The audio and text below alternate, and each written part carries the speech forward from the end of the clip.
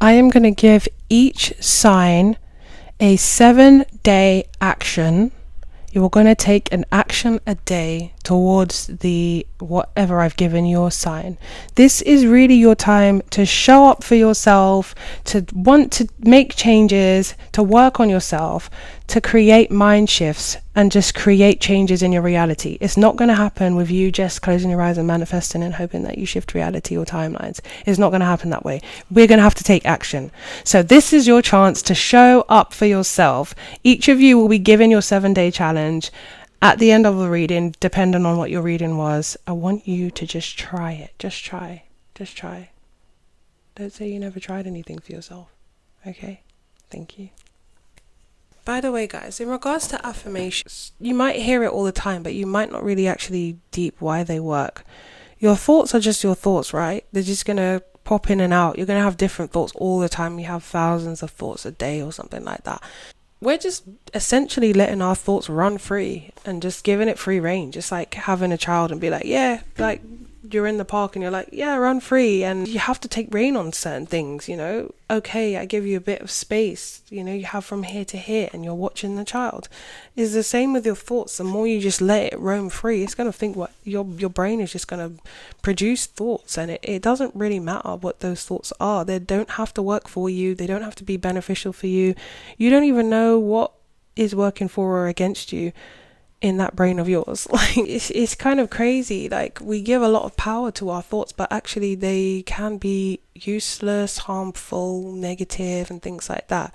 So what you're essentially doing with affirmations is you're just making them more intentional. You're deciding that actually this thought isn't helping me, or I'm taking control of the idea. I am aware, I'm intentional, I'm present. Your thought is just confirming to yourself, like, this is what we're believing now. Okay, this is what we're going with now.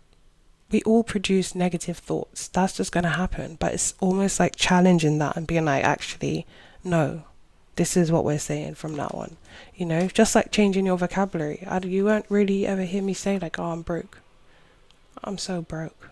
Like, no, I don't want that. Your words are just your words are just casting a spell on yourself. So what you get to choose, like, what do you want your words to be? That's the idea of affirmations. So if I've given you an affirmation in your reading, I haven't done it with all readings. It's not because I like some of you and hate the rest. It's just that I've just done it where I felt it was necessary. But you can always make your own. ChatGPT is a wonderful thing, guys. Use it.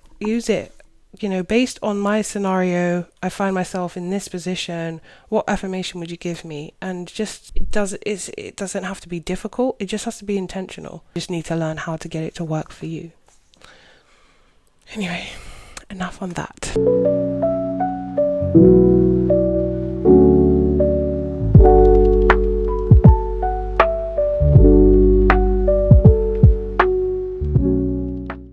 Hi Aries, we're starting with you. So if you have an Aries placement, drop a fire sign emoji in the comments, rep your sign. Okay, so Aries, what I asked first of all, Aries placements, was the area that you are feeling most stuck in, and the Four of Wands came out. So I'm definitely I'm prone to believe that this is to do with romantic relationships. It can be it could be any relationship, but I'm just more feeling like it's romantic relationships. And to kind of back that statement up, we do have the Lovers here as well. So Aries, I feel like from a young age you've always wanted to be seen, and that might tie into something that you do or have always wanted to do. Like, I see this younger person that wants to be on stage, that wants to be the center of attention. This younger person being you. Nothing wrong with that. It doesn't mean that you're attention seeking. It means you like the attention, you like to be seen.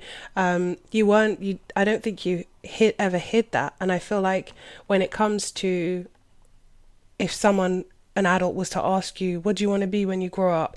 You were likely to say something like, a singer, an actor, an actress, a dancer, whatever it was, you liked being the center of attention, like I said, and more importantly, it's like it feels like a stage, like there's some kind of stage you wanted, or cameras, lights, camera, action is what I'm really feeling with the star card.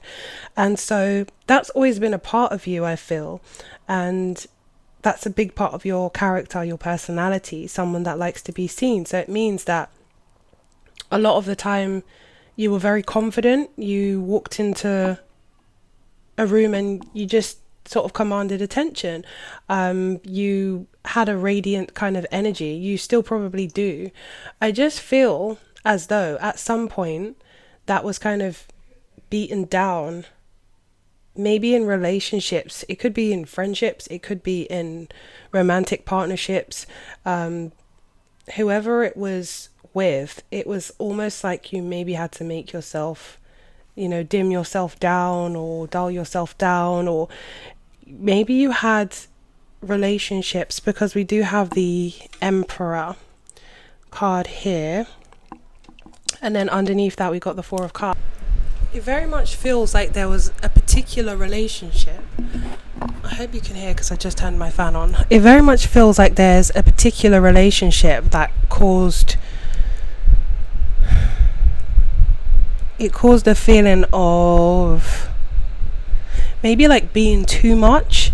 Like this person, it's a significant relationship. So for some of you, you would have been with someone who was older than you, the Emperor card.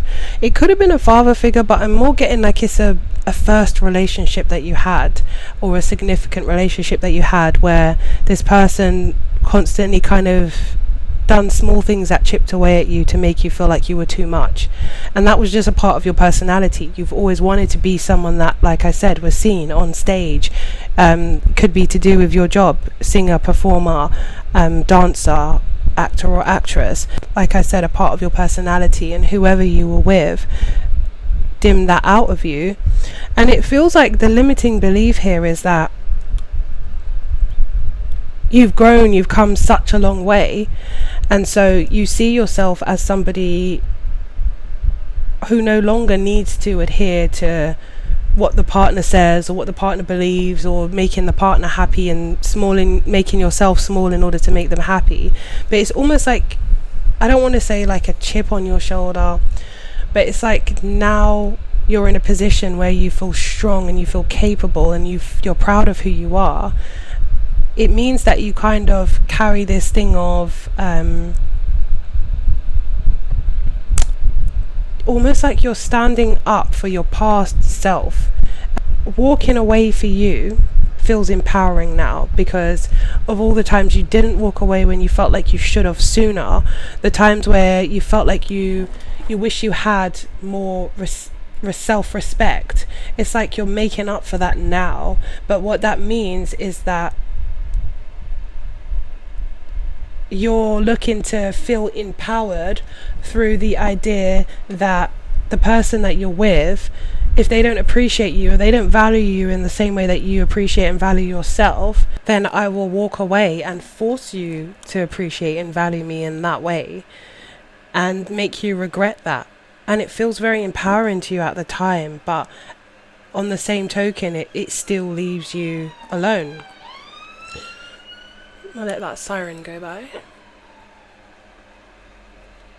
Siren could be significant. You could have this very much like siren energy with the star as well. I'm just getting an energy as like you garner a lot of attention. Your energy is just very much like you attract a lot of people in. But it's hard to keep them.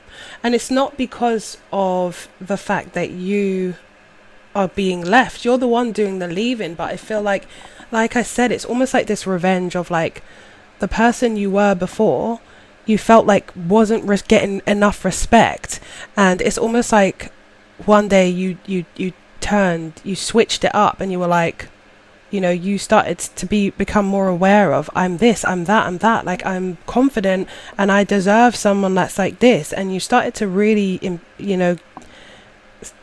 learn like self-love, self-acceptance. You've empowered yourself, but now it's like gone to a kind of stage where walking away is the first thing you do, and it's kind of like a lesson to that person of like, now you can't have me, and you will learn to appreciate and value and respect me when I'm gone, which is great. And I'm not saying that's the issue. The real limiting belief is that you are attracting people, partnerships, that you have to walk away from.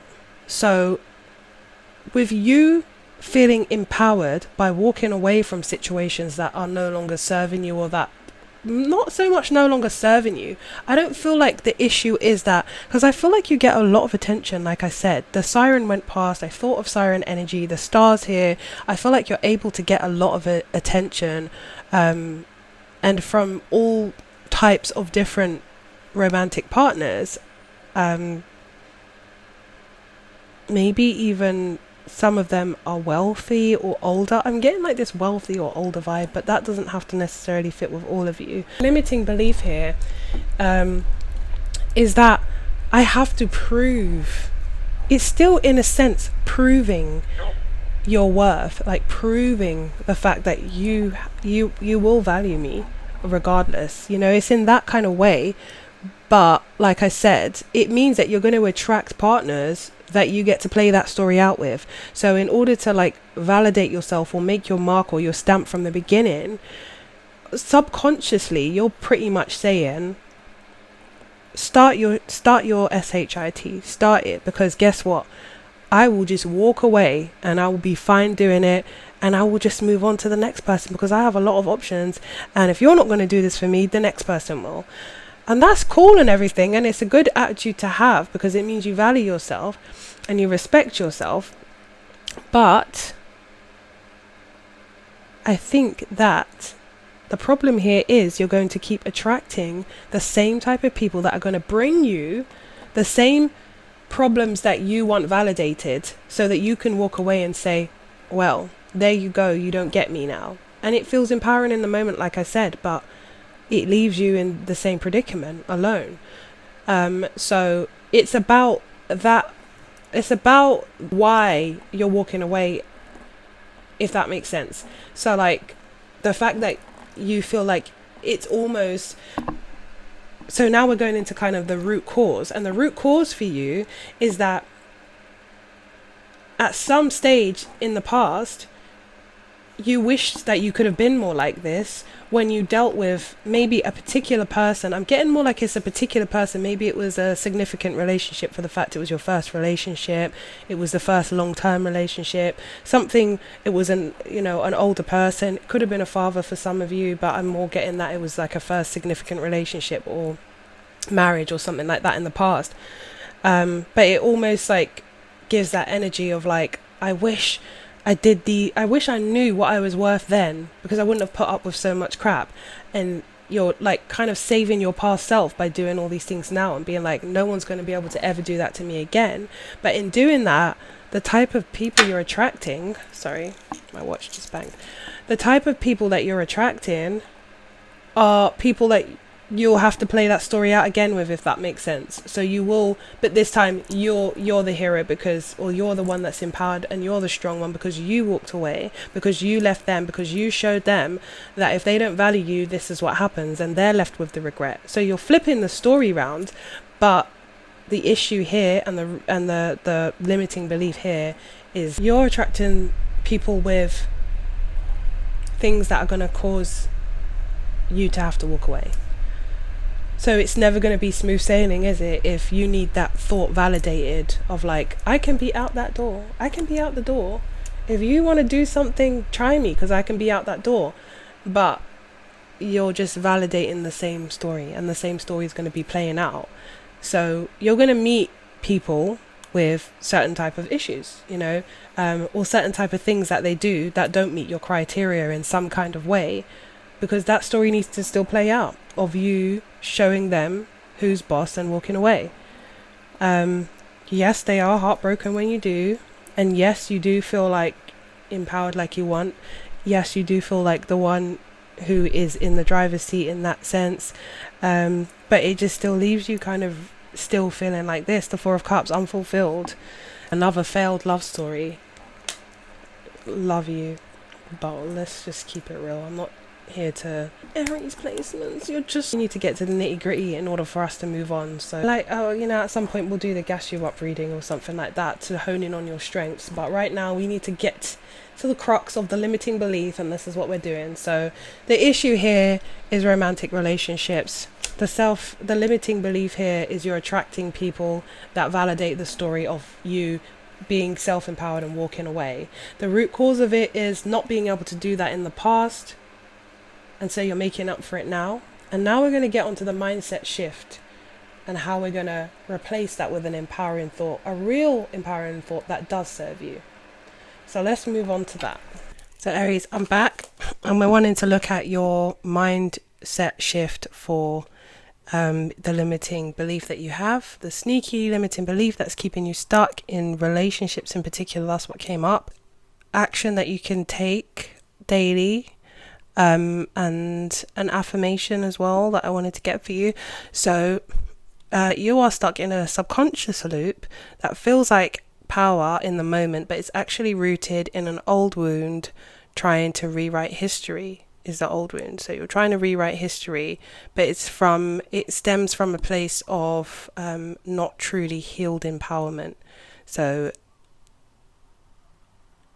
basically, it doesn't stem from the healed version of you. It stems from the version of you that still feels wounded in that area. So the action, write a letter to yourself, your younger self, the one that stayed too long. So obviously this will be different for each of you. Wherever the wound stemmed from,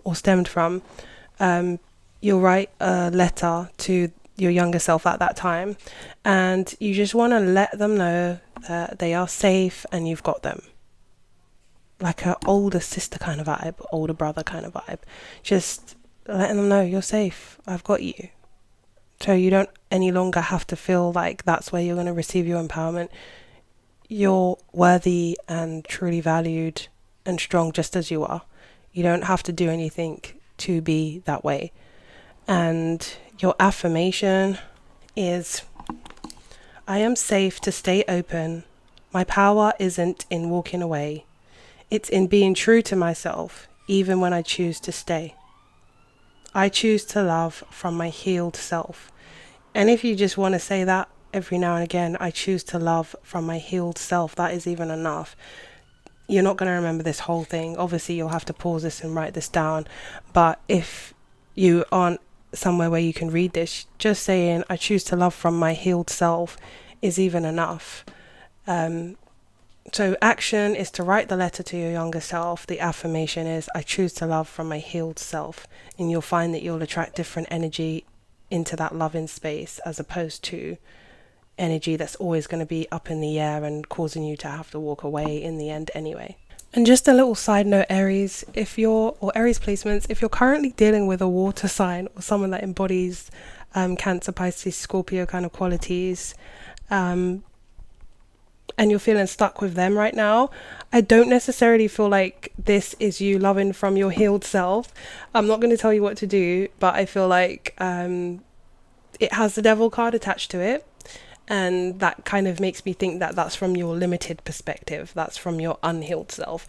So we want to move into the Hierophant, and the Star again came up.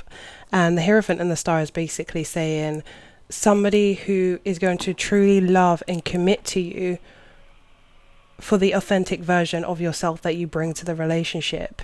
And they're going to let you shine. They're going to feel happy to let you shine because they know that's a part of who you are. That's a part of your personality. And when you find this person, you're going to know that this person is the one that you're really going to want to commit to. This person is the one you're probably going to want to marry if that's the idea you have. This person is going to value you for who you are because, again, you're coming up as the star. And like I said, it's a part of your personality. So if people feel intimidated by it, or they feel like they want to make you small because of it, or they feel like it's too much, they're just not your person. The person that is going to be with you is going to love that part of you because that is you. That's what makes you you. They're going to love every part of you that makes you you, and including that side of you. So you're going to know that that's your person. And the other situation, for some of you, maybe situationship, it is going to fall apart once you do what I've said with the taking action and the affirmations. Is going to change and rock your belief system to a point where it's going to challenge you on why you're even with this person. And I think that it's going to cause you to move in a different direction anyway. And so actually, I think that there is something amazing coming in for you. So that's good news. And that's kind of what I saw on that front. And the way you'll know who this is they're going to appreciate you for exactly who you are. No walking away necessary. Okay, thank you, Aries. That was your reading and Aries placements. And I'm going to move on to Taurus. Thank you for staying tuned. Don't forget to like the video and comment. What was your limiting belief, or what is your limiting belief, or did that resonate with you? Let me know, and I'll speak to you guys soon. See you for the next tarot on Thursday. Hey Taurus, it's your turn. Welcome to your reading. Drop any sort of green emoji in the comments if you are repping the Taurus sign or you have Taurus placements in your chart. So we're looking at right now your limiting belief. So let's get into it. So Taurus, I feel like when it comes to your limiting belief, you've been working really, really hard on something, some sort of project, your own business, becoming self-employed. And I think you do this a lot. Either you do it with the same thing or you do it with different things, as in you're working on something and then maybe you come into some kind of obstacle and then you talk yourself out of it and just kind of say, this thing wasn't the right thing. Like you have this entrepreneurial spirit in you, someone that is, you know, very much capable of running their own business or running their own establishment or, you know, making this project happen. You have the capability. Now the limiting belief here, I feel, with you have the end of a tough cycle approaches, full moon in Capricorn. So I get that you're a hard worker. And with Pink Opal, be kind to yourself. I get that you probably put a lot of pressure on yourself.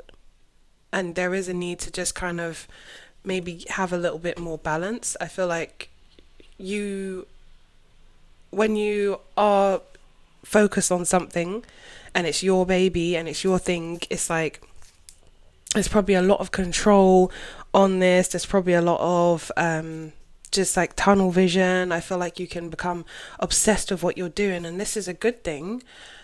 You're very, very capable. You're very, very good at what you do. You're very hardworking. But then your contradicting and counterproductive limiting belief is actually looking to me like a fear of success. There's a fear of change with success. So I'll kind of get into it a little bit more, but that is your limiting belief. You subconsciously fear the change that comes with success. I'm specifically getting this in terms of like relationships, how they're going to look, competition. Because in the position of, I did this with Aries as well, sorry, but in the position of the area of where your limiting belief is the World card. And to me, the World card gives like you're ready to enter a new phase, but you're kind of in your own way, because you have the Devil here as well underneath the King of Pentacles. It's like you're in your own way. Your thoughts with the Eight of Swords are not lining up with that of someone who is as successful as you can be. You have the work ethic, you have the desire, you have the ability, the capability, you're competent in whatever it is you put your mind to. You can certainly do it. Whatever this business or endeavor is, or this, you know, self-employment or whatever it is something that breaks the mold of the 9 to 5. Whatever it is, you're very, very capable, but your mindset isn't matching up with that of someone who's successful. And with the World card being in that position, I just feel like it requires more confidence, more self-assurity. And the self-doubt comes with A multitude of things. I think there's a plethora of things that cause you to feel like, oh my God. And by the way, this is all subconscious. I don't feel like you're actually thinking like I'm scared of success. This is a lot of people have this fear and don't realize that's what's counterproductive. That's what's sabotaging them. That's what's causing them to not work with themselves. Like you're blocking yourself in a way. There's clearly opportunities here for you with the Ace of Swords and the Ace of Pentacles. The Ace of Pentacles is saying you have what it takes to put the hard work in, like you're capable of putting the hard work in. And the Ace of Swords is like you have the intelligence, you have the knowledge, you have the smarts. It kind of gives me like someone who is constantly reading about stuff, researching about stuff, getting to know stuff. They could run a whole class on it because they know everything they need to know, and you sit with them and they can talk to you for hours. You know, let's say I hate speaking about crypto, but let's just say it was crypto or something like that. They could just talk about that. But then, or I don't know, whatever it is, as an example, was crypto, but it could be anything. And when it comes to it, you're like, this person must be really good at this, and you realize they have all the knowledge, but they don't do anything with it. And it's like, but why? Like, I could see you running this class, or I could see you doing this. How have you not, made that a thing? And they're like, yeah, I'm going to get round to it. Or, yeah, I was looking into that, but nothing ever comes of it. And you always wonder why, because it's like, you're really good with this stuff. This is your niche. Like, why aren't you taking it? And I feel like you're one of those people that accumulate the knowledge of it. You look into it, you research it, you know what it is that you're doing. But then there's just a block. And it's just like, that's as far as it goes. And this is very limiting. It's to do with your thoughts. It's to do with success not just being a tangible thing. It's a mindset as well. And when it comes to your mindset, there needs to be a shift there, because it's almost like the fear comes from like, and with the Four of Cups, it's like you're not content, you're not satisfied with where you are. But when it comes to moving forward, again, you have all the tools. It's a mindset thing for you. It's like, whatever it is will be different for each of you. Some of you feel like friends will change up, or I'd have to watch who I trust, or there's just a multitude of reasons as to why you could be fearing success. But with the wild card, like I said, a lot of it does come down to confidence and being self-assured. Like, for example, having your business, knowing it's, you've set everything up correctly, you've done what you needed to do, and then when it comes to pricing, you're like, I don't know if I can charge people, or how I'm going to charge people, or what if a friend asks, do I charge them? Do they get mates rates? It's almost like just a feeling of like you have to match up with as successful as you want to be. Like your thoughts, your feelings, the way you see yourself, your self-image has to match up with who it is that you want to be. That's that self-image that you see in the future, that successful person. You have to line up with whoever that is, whoever he, she, or they are. And how you're going to do that, I'll let you know when we get to the next part of the reading. But that is your blockage. Your blockage right there, and your limiting belief is that you aren't, maybe it's something like people like me never make it. It's something subconscious that you need to tap into, because it's not something at the forefront, because you wouldn't be trying to do businesses or self projects or whatever it is you're trying to do, or go off and I don't know, it could be something that is taboo, like becoming a singer, performer, whatever it is, and everyone's like, oh, it's very competitive. Whatever it is you want to do, modeling, like you're definitely capable. It's just that you have to understand how capable you are. It doesn't really matter what anyone else thinks. It only actually matters what you think, because whatever you think, you're going to project out there onto other people, and they're going to see it the same way. It starts within. It starts with you. It's an internal thing, and you can create as many businesses as you want. You can do as many as performances as you want, or auditions, or whatever it is. There's a list of things, that it could be But then you're not going to even, without the confidence behind it, without being self-assured and knowing that, and backing yourself, being your own cheerleader and being like, yeah, I got this. No matter how many of those stuff you do, it's just going to end probably in more disappointment than anything, or you're going to come up against a road bump, because the truth is you're not there. Internally you're not there. You don't feel that way about yourself. So do not fear. We're going to move on to let's look at the root cause and then the mindset shift, and then I'm going to give you your action or step for the week / affirmation. So let's see. Like, taking an action or a step a day towards changing that and working with yourself is like 100% going to put you in a better place. I have no doubts. Like, you can come back here and cuss me if it's not true, but I truly believe that. So let's see the root cause. Okay, so Taurus, I believe the root cause for your fear of success, AN1, could literally be that you were always taught that you had to work real hard to make money, not work smart. So there's an element of it that's like teaching, upbringing, programming from whoever, your parents, your carers. There was just this idea of like 9 to 5, if you want to make more money, doing overtime, going over and above, climbing the ladder in a I suppose like slow but effective kind of way. And maybe this is not the done thing, something here isn't the done thing in your family, but it's sort of the learning of how to get money with you is one of the root causes. The other thing, and the most important thing, I just genuinely believe you just don't have a practical plan. Like, you need to kind of make a plan, however it works for you. It's kind of like, what is the ultimate goal? How long is it going to take to get there?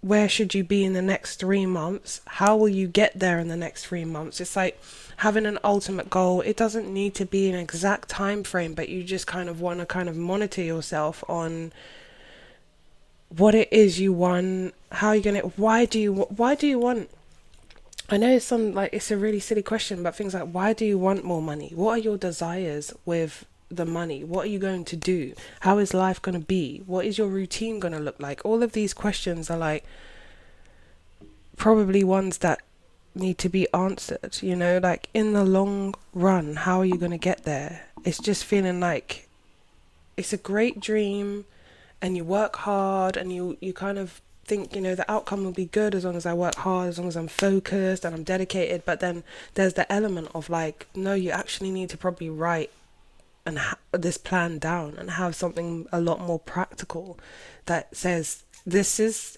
step A to B to C, and this is how I'm going to get there, and this is the time frame I'm trying to get there. This is what I'm going to need. Those kind of things. So I think the root cause for you is programming of you have to work hard, and maybe that needs to be swapped out with you can work smart, and it means you won't have to work as hard. Or there's other ways, there's alternative routes on becoming financially abundant. There's other ways, and it actually more involves relaxing, taking a like, it's not just the working hard, it's like work smart, not harder. And that's what I'm seeing. Like, you've always been taught to work hard, or you've always had to work hard. You've always been in a mode of maybe like survival mode, and I just need to do what I need to do in order to make ends meet. And then, from there it was just this thing of like making sure finances were good, being responsible with finances, budgeting. And you can still do that, but there's just this element of like, if you can create a plan, an effective plan, you'll see things in a different perspective, and then that will kind of cause you to be more confident in yourself.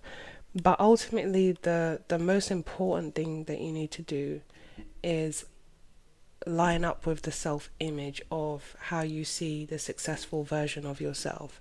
So the final part of this reading is actually the action or step for the week that you're going to take, and the mindset shift. And the mindset shift is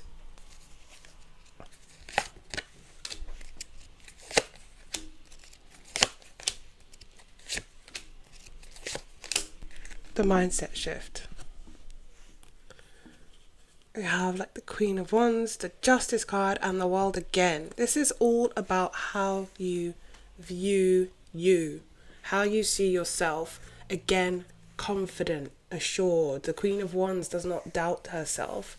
So it's very much about how you see yourself. How do you see yourself right now? And maybe that's your action that you want to take. How do you see yourself right now? Write down all the qualities you see in yourself.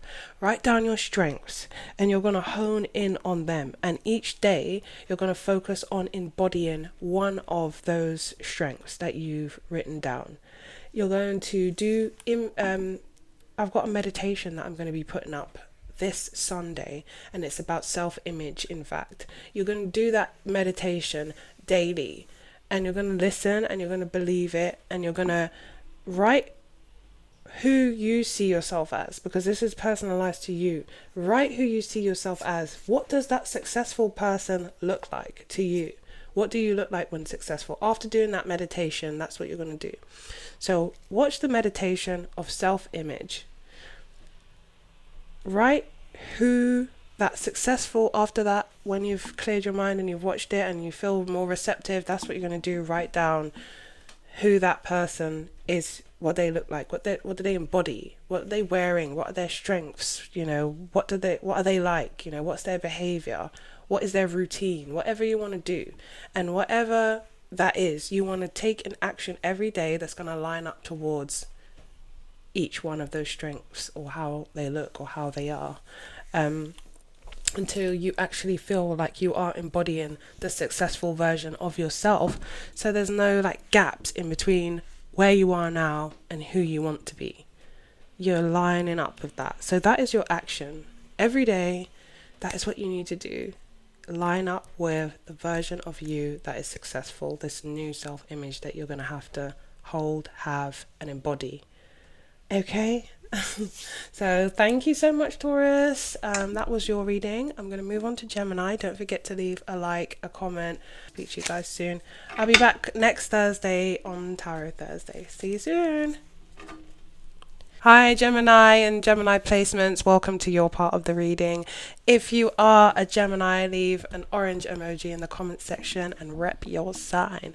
Okay, so what we're going to do is start off with, what is your limiting belief? What is keeping you stuck? What is keeping you in a loop? What is sabotaging you? What is working against you? So this is usually a subconscious thing. Of course, we don't sit here and deliberately try to sabotage ourselves, but nevertheless, the brain runs on certain programs and we can't really, deal with it until we're aware. So what I kind of looked at first for all signs, including you, is what the area of the blockage is in. And you got the 8 of Wands. Gemini, I'm just prone to think with this reading that I have in front of me, and it's weird because I never really think of Gemini signs, or when Gemini is in certain placements, of them having difficulty moving forward and letting go. I think that's like as far as I'm concerned, it's like a known thing for air signs to just be able to kind of cut things off, let things go. So it feels to me like it's more of like you can do that physically, but energetically there are things that are kind of holding you back. Maybe you're not receiving the answers you need, or the closure you need, or the understanding you need to why certain situations have ended or why they've been difficult. But it feels like there's an element of forgiveness that needs to happen, and that's like a huge block, because even if you are physically moving on, it just feels like there's a lot of holding on going on, and it's causing your energy to kind of feel bleh, like very much down in the dumps and just heavy and a lot of pressure on things. So yeah, it's like I feel the spirit of like you wanting to be free and just wanting to move on to the next thing and let things go. But then there's this other energy of like, and for some reason I'm also feeling like this could be childhood stuff. It could be like a significant person that you were in a relationship with or something like that, a long-term relationship. For some of you it might be like father issues or things like that, but it's like it's carrying through into new relationship dynamics without you realizing it. That same energy is being brought in. So let's say even if it was a father, you're going for, subconsciously going for people that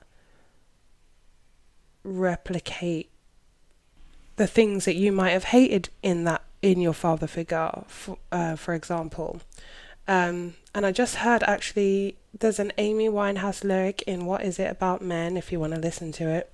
And she says, emulate all the ish my mother hates.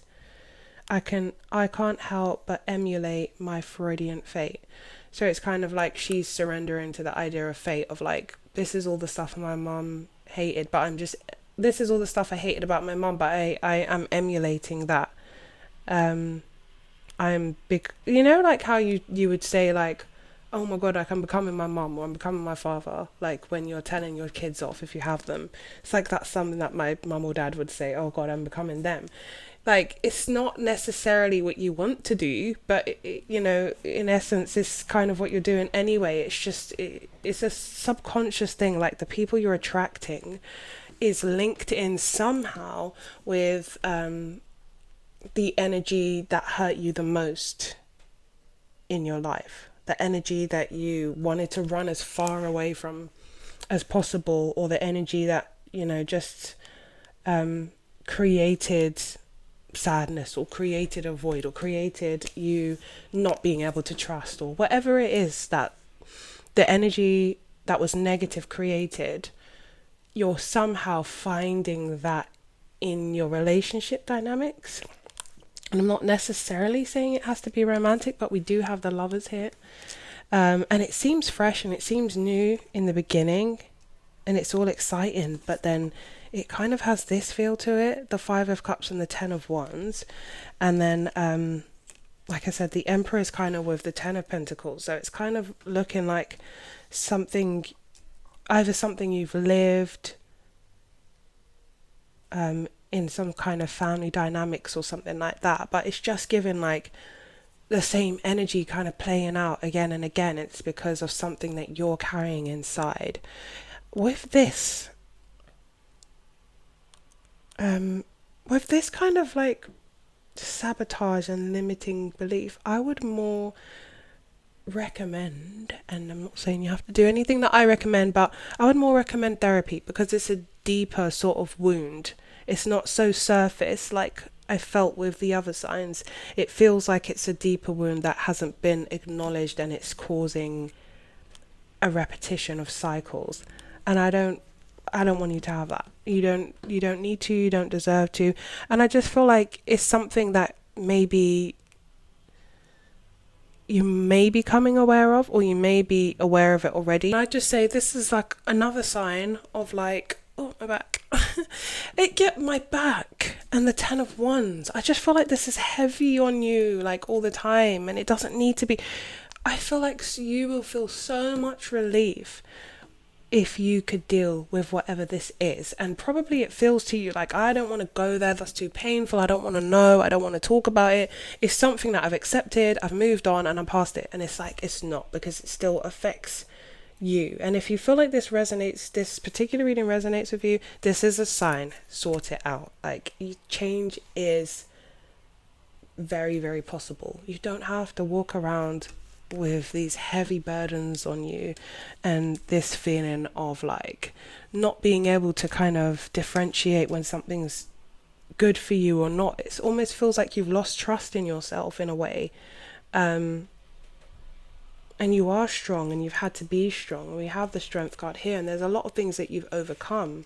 Some of you, it could actually be mother or father issues. You know, we have the Empress here.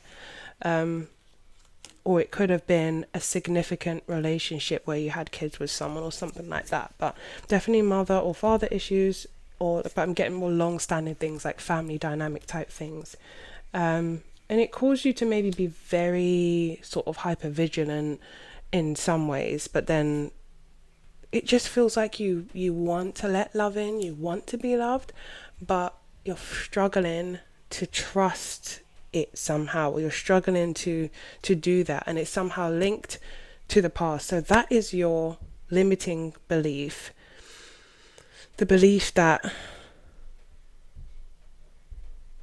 is almost, so I don't know, I can't say exactly what the belief is. I just know the belief is tied into childhood, where whatever that was going on there, you're carrying it into new dynamics somehow.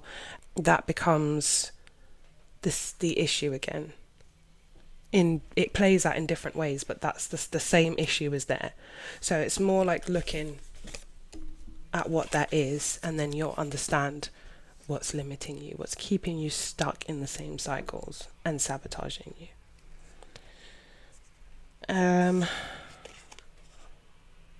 The way you're gonna, like, the mind shit, God. Sorry. Let's start that one again. The mindset shift that you're gonna have is gonna be coming from forgiveness. Find a way to forgive. If you can find a way, and it is not easy, but if you can find a way to forgive, that doesn't mean you should forgive because God said to forgive. That you should forgive because it means finding a way that makes you feel at ease, that brings peace to your life because you found this way.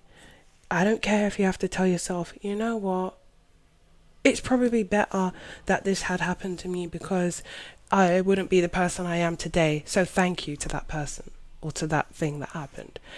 It doesn't matter if you say whatever, you know what, I would never have loved sausages if it wasn't for that event. So thank you for making me love sausage. I don't care what it is. It's about what works for you. What do you need to do to make yourself feel at ease with a situation that has happened? And it's not for anybody else, it's for you. So finding your way to forgive what happened so that you can move on. Because ultimately all you want to do is just drop the baggage and be free. You want to go from the 10 of Wands to the 8 of Wands where you're just free. I feel so much lighter just looking at the 8 of Wands. So actually, I'm going to make a meditation about that specifically because of this reading, where I just want you to, and I've got a task for you. I'm thinking about it already. So your action every day for a week, because remember I said I was going to give you an action and a task for 7 days. You can manage this. It's just 7 days. I don't want to hear any excuses. 7 days, you are going to wake up every single day whilst listening to this meditation I'm going to make for you.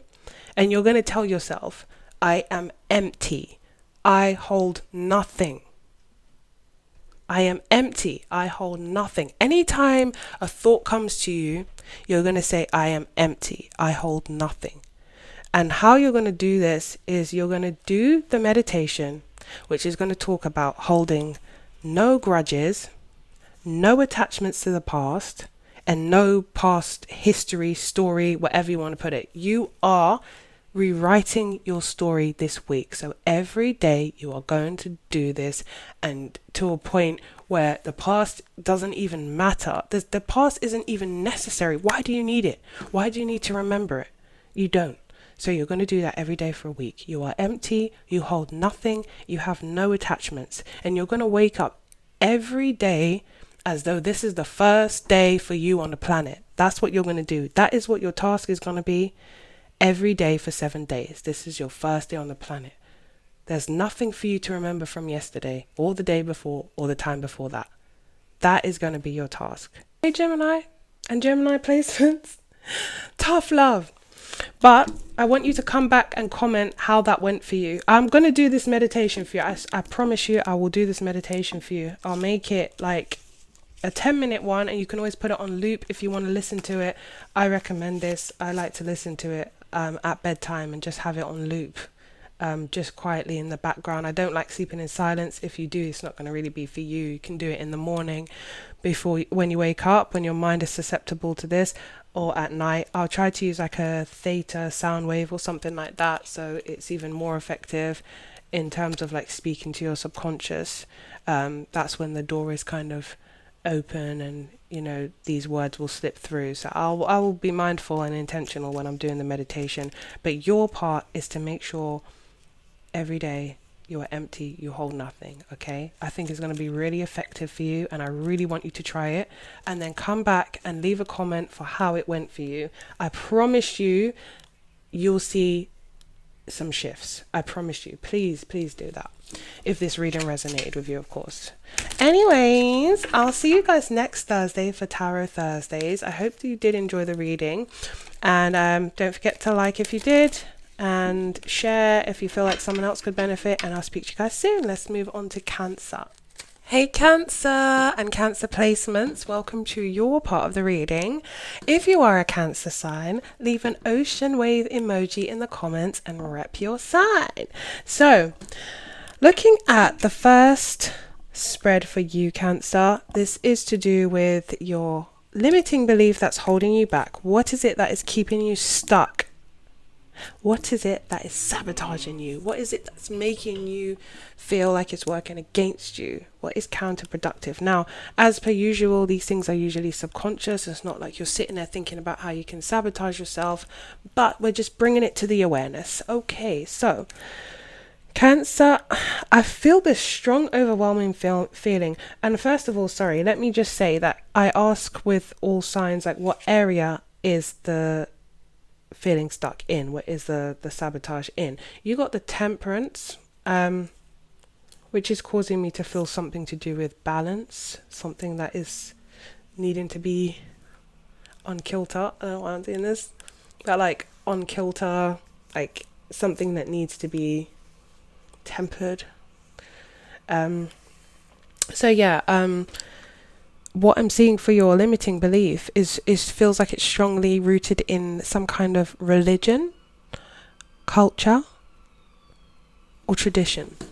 So specifically, we've got the Hierophant here and the Seven of Swords underneath.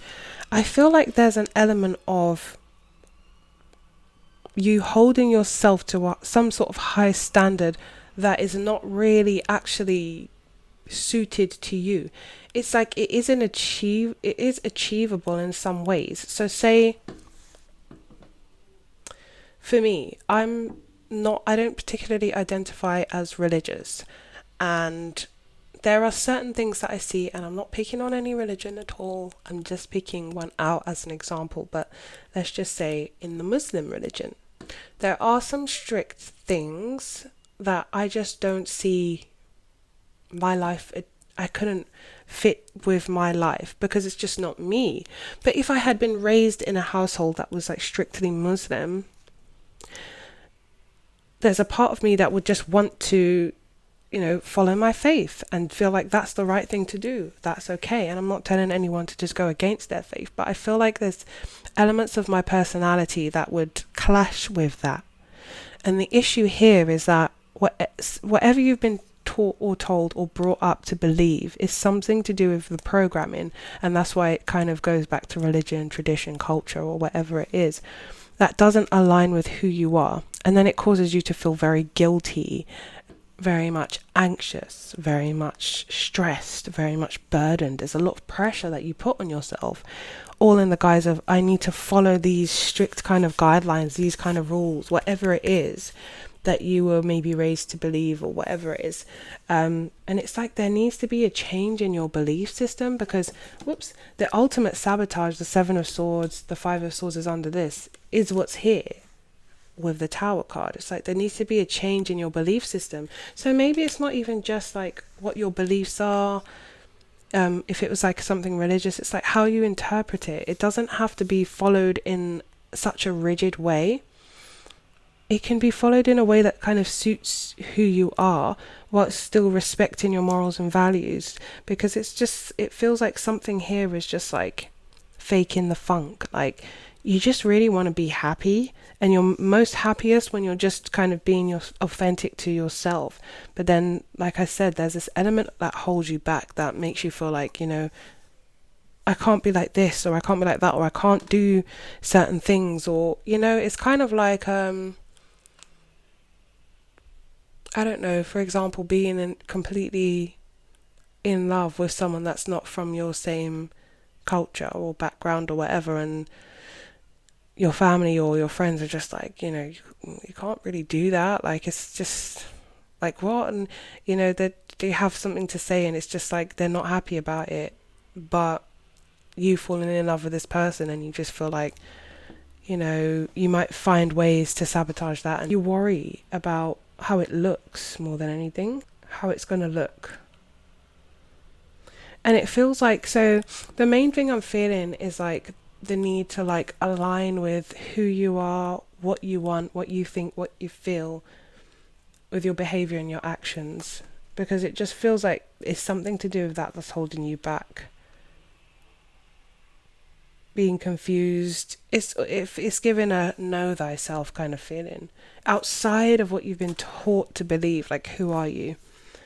You do also have, remember your worth. So you are valued regardless of if you're not behaving in an acceptable way, or a way that everyone is like, oh, good girl or good boy for. Like, you're still valuable. You have a personal issue reaches resolution, and balance spirituality with practicality. So I feel like the more you align yourself with you, authentically you're going to feel a lot more fulfilled. Because right now there's a lot of pressure, there's a lot of making sure you're doing the right thing, and the right thing is like not for you, it's for others. But ultimately you just want to be happy in the choices that you make. Let's find out the root cause. I do feel like there is going to be more, you're going to be questioning your beliefs more, or questioning like the idea of the things that you think make you happy versus the things that, you actually need and that will make you happy. That like will make you happy as an individual and not everybody else. Kind of like wanting to be a doctor your whole life, and then you suddenly stop and realize, actually, it was my dad that always wanted me to be a doctor. I don't have any passion for this, and I've spent like 100 years in medical school. Not really, but only to find I'm not happy, I'm not fulfilled. This was never my dream, Okay, let's look at the root cause, where this limiting belief came from.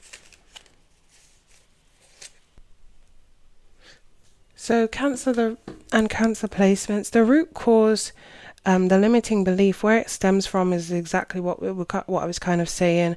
What it looks like to me is just like people talking, drama, like influences of the people outside of you, external people, family members, friends, whoever it is for you. Just the idea of people talking about you, and with the Knight of Swords, like maybe gossip, and the Three of Cups is here as well. So it's giving me like gossip, and like just, it's reminding me of like what I just got now is like, I don't know, like Goodfellas, the Italian families, and like how they just meet up in the hairdressers and just gossip all the time. Like, I hear that she's, but she's spending it all on and it's like, what is this one doing? What's that? And what are you wearing? And like everyone's just looking at like every life but their own. Like, Betsy over here is actually getting beaten by her husband, and it's a terrible situation, and everyone knows that it's just horrible and toxic, and he's horrible and mean to her, but she's like the biggest gossip for everyone else. And like, oh, did you hear this, and did you hear blah blah blah? And ultimately the people that gossip the most are the ones that have the most effed up lives, or the lives that you wouldn't trade, and that you just think, they're constantly comparing others to them. And it's like, girl or boy, you got the worst life here is something that I wouldn't want to trade, but they're the ones with the biggest mouths that judge everyone. So it just feels like,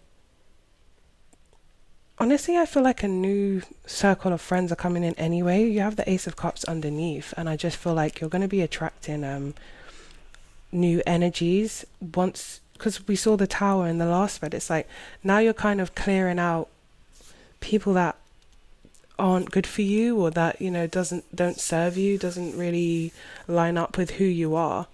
And the more you're changing, the more you're attracting new sort of energy. So I do feel like there's going to be friends that are like-minded, more positive, more uplifting, more empowering, that are going to come in and just gel with you so much better and allow you to just be your authentic self. So I think things are changing there.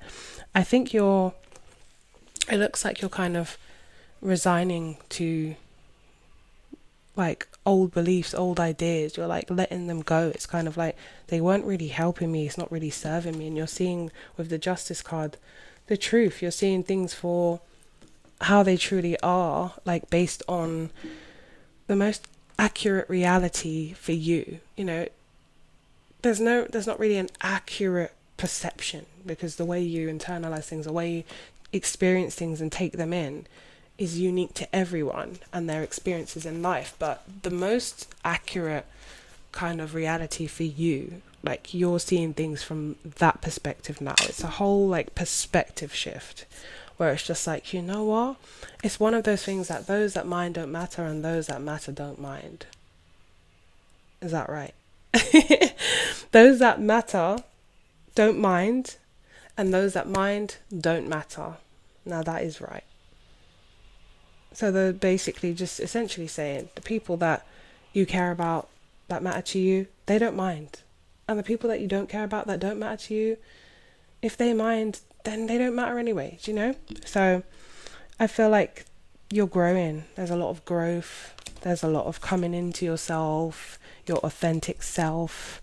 And it's actually really turned into a positive reading. So it feels like you're moving that way anyway. If you're not doing that now, then you're moving that way. So don't worry, because the Tower was just showing, if you feel like this could definitely resonate with you, if you feel like there's been a breakdown in your relationships, friendships and things like that, you're noticing that actually these people aren't good for me, and maybe you're just kind of keeping yourself to yourself with the Four of Wands. You're not giving your information, you're not giving your business, you're not saying things as much, you're just kind of letting them, leaving it up to their imagination. If they want to talk, they want to talk, but you're maybe spending time with less people, you've had fallings out, or you're just kind of like avoiding certain people. It's given that, and like rest assured, new energies are coming in while you're doing that. It's very positive. With the Ace of Wands, it's like things that you desire, people that are like-minded, like I said, just more positive, a lot more positive, matching your energy. Okay, so let's look at the action or step that you can take for the week that is going to align you, or move you out of this limiting belief, even though you've done a pretty good job, I have to say, Cancer. It's going to move you away from that and get you closer to working more effectively with yourself, and not as opposed to against yourself. Let's see. What is the one action that you can take for the next 7 days in regards to lining up with basically overcoming the limiting belief or the thing that's keeping you stuck? I think you've done a pretty good job there anyway, like I said, but I think this week, for the next 7 days, it would be great to see you networking, joining classes, joining clubs. For some of you, you might be a student at school, university, college, whatever. Join classes, join clubs, start talking to people, get to know people. It's like branching out, finding new sources of support and fun and friendship and community. There is one particular person that is like watching you and then might be gossiping about you, and it's a Queen of Wands. So if you know, it's like a fire sign, Aries, Sagittarius or Leo. If you know someone like that, they are watching what you're doing, but they're not getting any information because you're not giving it to them. You're not allowing them to see it or use it. They might be kind of like vicious in a way, in terms of like they might have been quite controlling. And I know this is like a specific message, but it might be kind of controlling. It feels like you're out of their grasp, so they're finding like ways for things to get back to you, and it could be like through communication. Again, we have the Knight of Swords at the bottom of the deck. The Page of Swords is all about, and the Three of Cups is all about that gossip. So if you find that that is happening, continue to do what you're doing, which is don't tell anyone about your business. Just allow yourself to move away. We have the Eight of Cups here. Something that was once emotionally fulfilling or did once serve you, or you felt like you were in this kind of pack. Sometimes it gets like that in like churches as well. Like they can be the most judgmental places. I know so many people that have experienced being in churches, and I just used to feel like, why are you so stressed all the time? Why you have to dress a certain way and you have to seem a certain way and be a certain way, but people will still talk about you anyway. And you know, they have those chats of, oh, did you hear about this one and that one? And yeah, I don't know, it's strange to me, because it's like that's supposed to be the community where that, you know, isn't really taking place. I know we're all human, but the judgmental side of things is like, you're trying to work on that if you want to be a better Christian, for example. So I don't know, whatever the situation is, it seems like you were like within this like clique or family or confinements or whatever it is, and you're removing yourself from that. And so now there's certain people that are kind of noticing and being like, oh, like, you know, maybe who do they think they are, or whatever this person is. They're just going to be kind of provoking things or starting something, or it seems like it's with words. It's like very catty, meow kind of thing of like did I say meow? But like, just like, it's very catty. I need a drink as well, my mouth is so dry. So yeah, so I think that in regards to that, continue to do what you're doing, like self-discovery and self-understanding and authenticity and moving in another direction. And like, you know, if people think that you're getting too big for your boots or getting ahead of yourself or whatever, it just means you're doing something right. So sorry, that was outside. There's always some drama outside. Anyways, so that will be your action for this week. For 7 days, you're going to try and join a new club, class, whatever you want to, whatever it is you're going to join, network, say yes to things, go to things. If you get invited somewhere, say yes. Like, that is what I want you to do. And if there's no opportunities that are coming up, you create them. Go online, find meetup groups, find things in your campus, whatever it is. That is the thing that you need to do this week, because I feel like now is a very, very open time for you to meet and experience new energies. There's new opportunities that are there waiting for you. So if you do, you could end up meeting some really cool lifelong friends or things like that. So I'm definitely seeing that for you. Okay, so that's your action, Cancer and Cancer placements. If that did resonate with you, don't forget to comment. You can share if you feel like someone else could benefit from this, and come back and say how your 7 days went. Did it work for you? Did it not? What did and didn't work for you? Whatever you want to say. It's always nice to hear if you've tried it and what the experience was like for you. See you next Thursday for Tarot Thursdays. Take care. Moving on to Leo. Hi Leo and Leo placements, welcome to your reading. So if you are a Leo, leave a little lion emoji in the comments to rep your sign. Okay, so Leo, let's get into your, I don't know why, I just started getting really, I just became in a funny mood like when I started doing your reading, and it came from, I kind of like screamed a loud note, like I sung it and then it got higher and higher, and then I just kept on dragging the note until it, like, I just felt better. It was like I released so much energy with doing that. It was off camera, obviously. But I just went, wow. It started as a stretch. I went, wow. And just like sung into a really high note. And I feel so good. And I just released so much energy. And I do feel like it's to do with your reading. So let's look at your limiting belief. which I can already see what it is. Some of you, like, given what I've just said, some of you just need to scream, like scream into a pillow. You need to like release some sort of energy. That's how I feel with you, Leo, or Leo placements. So yeah, that could be what you need to do. So back to your limiting belief.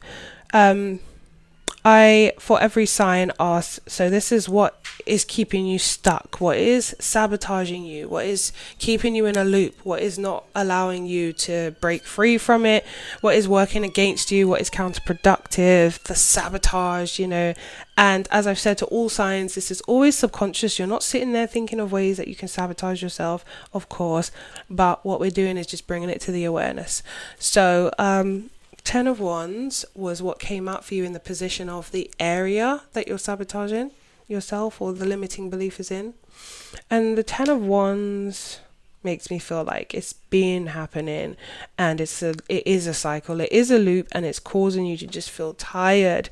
We have the defeat card here, and at this stage you're probably in a position or a time in life when you're just actually thinking like, I'm done, like I can't do this anymore, like I can't keep on going through the same things anymore. I'm getting this feeling of just like I'm so done with going through the same shit. When is things going to change? And I can see what the limit is around here. You feel like you have to overgive a lot of the time. Again, subconscious doesn't necessarily mean you're deliberately doing it. This is an element of relationships. I'm feeling strongly relationships. It doesn't necessarily have to be romantic. It could be. Could just be every relationship. Relationships are romantic, platonic, friendships, family dynamics, partnerships, business partners, romantic partners. So take it as it applies or fits, but relationships are relationships either way. You can specifically struggle in romantic relationships but have many friends and be very popular or things like that, and those are fine and where you're thriving. So just take it as it fits is my point. But yeah, so there's an abandonment wound here, is really clear to me, and the abandonment wound is a trap because it causes you to feel like you have to do the most to get your person or people to stay. You're subconsciously, you're not understanding that you're worthy of love regardless of what you do or what you don't do.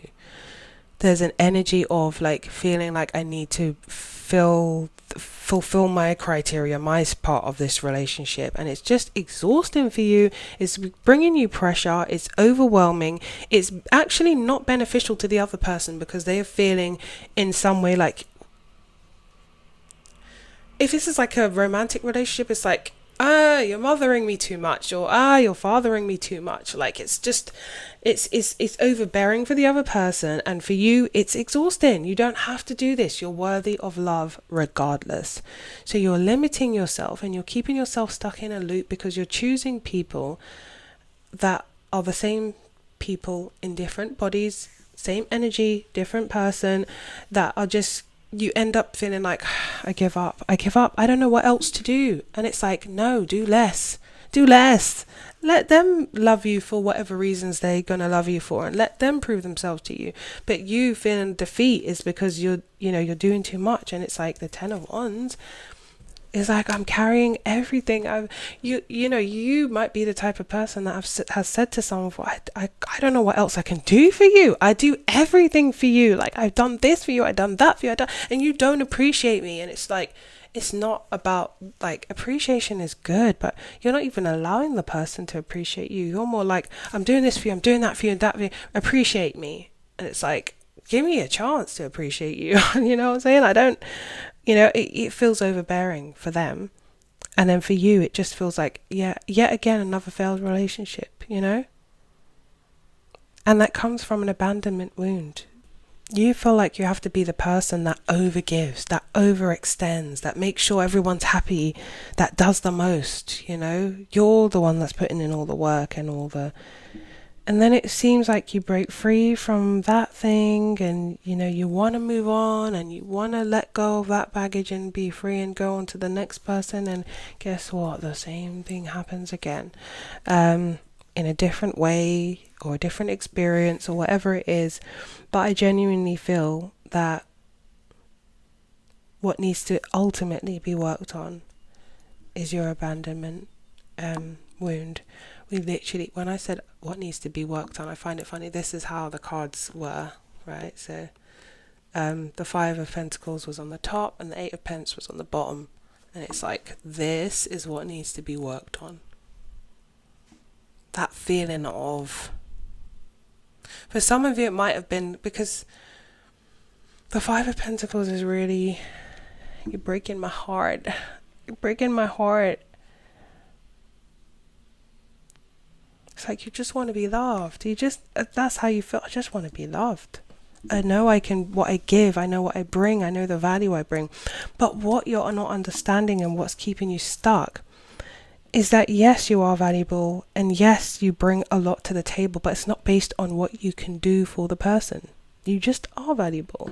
You just bring a lot to the table because you're you and you're an amazing person.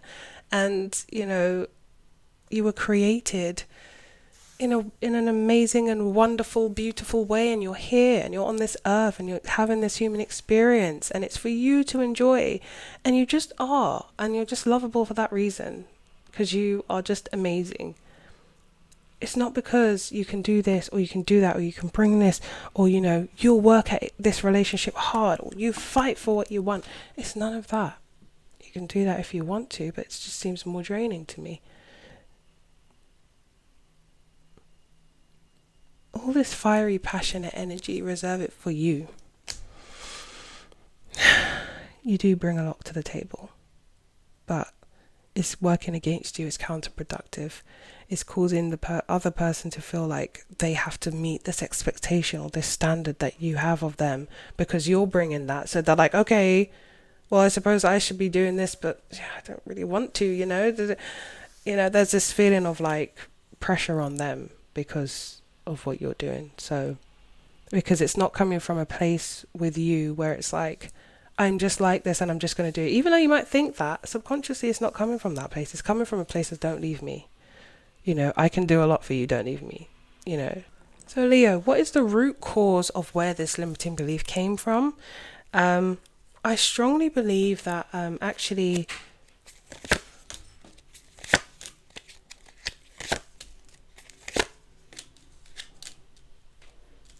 there's been a lot of disappointment in your life, and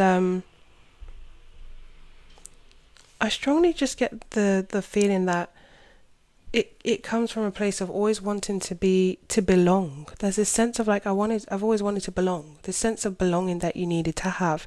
Maybe you came from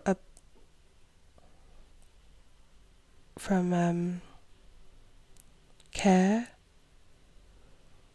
like where you were looked after by carers that weren't your parents, or your parents somehow abandoned you, or you were in a position where your home didn't feel like home, or you didn't feel like you related to the rest of your family. There's something here where it just felt like you never felt like you belonged, and that's all you've wanted, a sense of belonging. But I have to tell you, home starts in here.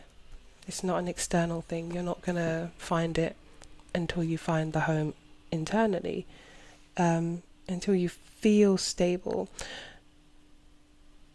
I know it sounds like what, but the things that you're looking for outside of yourself are always within yourself. So you have to feel stable within yourself before you can attract someone that is going to bring you that stability. Because it's a feeling, it's an energy. And if you don't have that, you're going to attract people that either add to that by not giving you that stability that you want, or that belonging that you want, or you're going to have people that do have that but you don't feel like you can get in somehow. You're feeling out of their world or something like that. You'll just keep on attracting that same feeling because you're focused on lack as opposed to the feeling of what it's like to belong to feel stable, to feel like, you know, you've got this family, or you've got this, I don't know, friendships or whatever it is that you feel that you're missing. I'm inclined to believe family. The Four of Wands did come with the root cause and the Tower card, as well as the Eight of Swords, the Three of Swords. So it just feels like disappointment, like searching for this to become the 10, like you're bringing this and you're searching for it to be, you know, to grow into the 10 of Pence, you know, where it's the whole family vibe and everything set up and it's long term. It's like with the Wheel of Fortune, you have to change this for yourself. This is something you have to change for you, and then you can bring in this sort of structure of the Four of Wands, as opposed to this always worrying, when is it going to end, when is it going to be pulled away from me, when is everything going to be destroyed and fall down.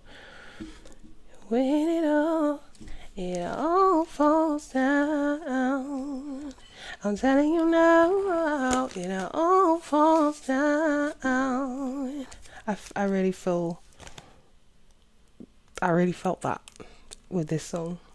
It all falls down. It's just like, when is it gonna come? It's like, I can't do this anymore. I feel tired. Oh, Leo, like you're saying, you're breaking my heart. And when I done that, like, oh, like a mad person before I started your reading, I felt it. It felt good. You guys need to go to like a beach. This is like going to be part of your action, because the next part we're doing is the action or step you're taking for the next 7 days.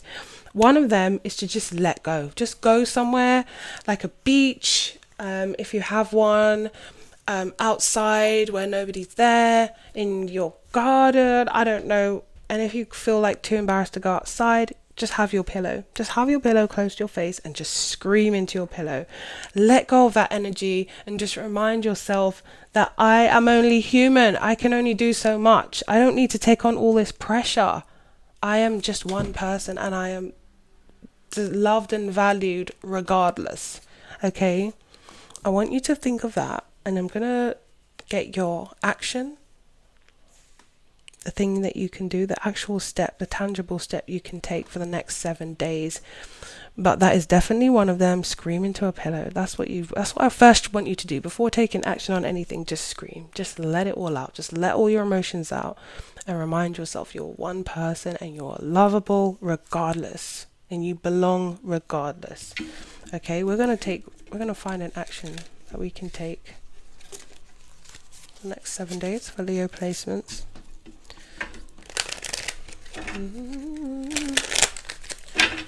All falls down.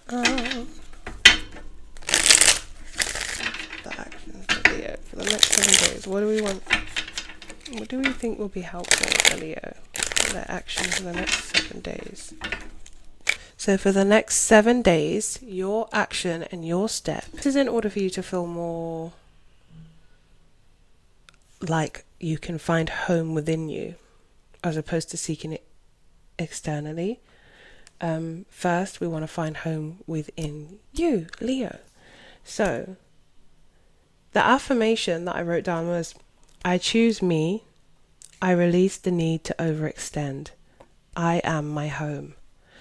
You can write this down if you want to. Pause it if you need to. I choose me. I release the need to overextend. I am my own home. And that's the affirmation. I'd love it if you could do a meditation for the 7 days. And in that meditation, you're just going to use the meditation space to clear your mind. But when you finish the meditation, it could be a short daily one, like a short one in the morning or a short one at night or something like that. You can ask yourself, what do I need to feel emotionally safe today? What do I need to feel emotionally safe today? Every day for 7 days. And then once you've asked yourself that, just wait for the answer to come in. You can write it down, or you can wait and you can get on about your day and then see what it is that does happen. Sometimes things can just play out. It doesn't always come in a form of an answer in your head, but something will happen that guides you to that. But you're setting the intention. What do I need to feel emotionally safe today? Or to make myself feel emotionally safe today? Up to you. And then you take one action that supports the answer. So if something comes to you, take an action towards that, or take an action that supports the answer that you've come up with. So what do I need to do to feel emotionally safe today? It could just literally be being in my own space, saying no, having a bath, putting rose petals in the bath with candles around it, and just relaxing into that bath when you said no, because actually you don't have the energy and you're feeling burnt out. And that's the action of supporting yourself emotionally today, and advocating for yourself and being like, actually, I'm choosing me. So those are your actions. The action you can take on a daily basis for the next 7 days. Please do let me know how it goes. If that reading did resonate with you, I'd love to know, like, how that felt for you, what happened for you. You're going to be putting yourself first for this next 7 days, Leo. Okay? And I really would love you to come back and comment about how that went for you, what worked, what didn't work, that kind of thing. And Leo, if that's what you felt works for you, and that reading did resonate for you, try that. If you feel like you want to tweak it a bit, you can always use like ChatGPT or something like that, and kind of get a more suitable one for you, because this is general. But whatever it is, it's about making yourself feel safe, and it's about making yourself feel like home. So ask ChatGPT. If you don't want this action for the 7 days, then you can just, say, what can I do to make myself feel like that? Or what qualities do I already embody that will strengths or qualities that will remind me that I am home, or I feel like home, or I feel stable inside, and, chat it out kind of thing. But that's the action I'm providing you with. I really, really hope that benefits you and the reading resonated. And thank you so much for being here. Don't forget to like if you did like the video. You can share if you think someone will benefit, and comment and let me know if it worked for you. Other than that, I'll see you next week for Tarot Thursdays. Bye bye. Hi Virgo, welcome to your part of the reading and Virgo placements. Not forgetting you. If you are a Virgo, leave a green heart emoji in the comments and rep your sign. Okay, so starting with the first spread, which is your limiting belief, the thing that is keeping you stuck, the thing that is keeping you stagnant, the thing that might be keeping you in a cycle or a loop, the thing that is working against you, sabotaging you. What is that? That's what we want to know. So Virgo, what comes up for you? You've been getting really strong intuitive nudges. It is like something, a voice inside, or something in your gut feeling, that's feeling in your stomach. I can feel it right now in my solar plexus when I say it. There's a gut feeling that you've been trying to ignore, and actually there's something that's really prosperous for you that is in your energy, and it's an opportunity that's being granted to you by the universe, and it's a chance where you can really grow with the Empress card. For some reason though, you are trying to ignore that.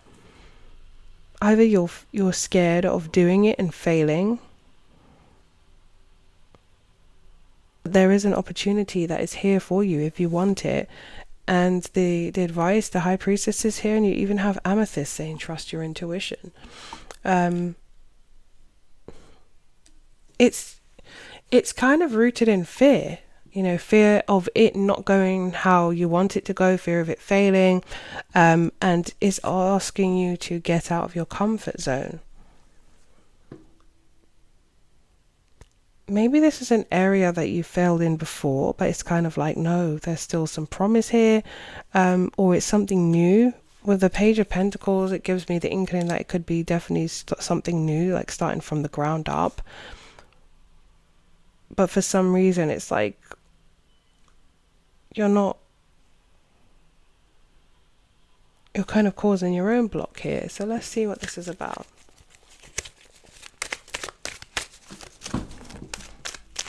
Also, there's a need to communicate. There's a need for you to communicate how you're feeling. That's going to be helpful for you. Oh, you're okay. Let's just pull the cards first.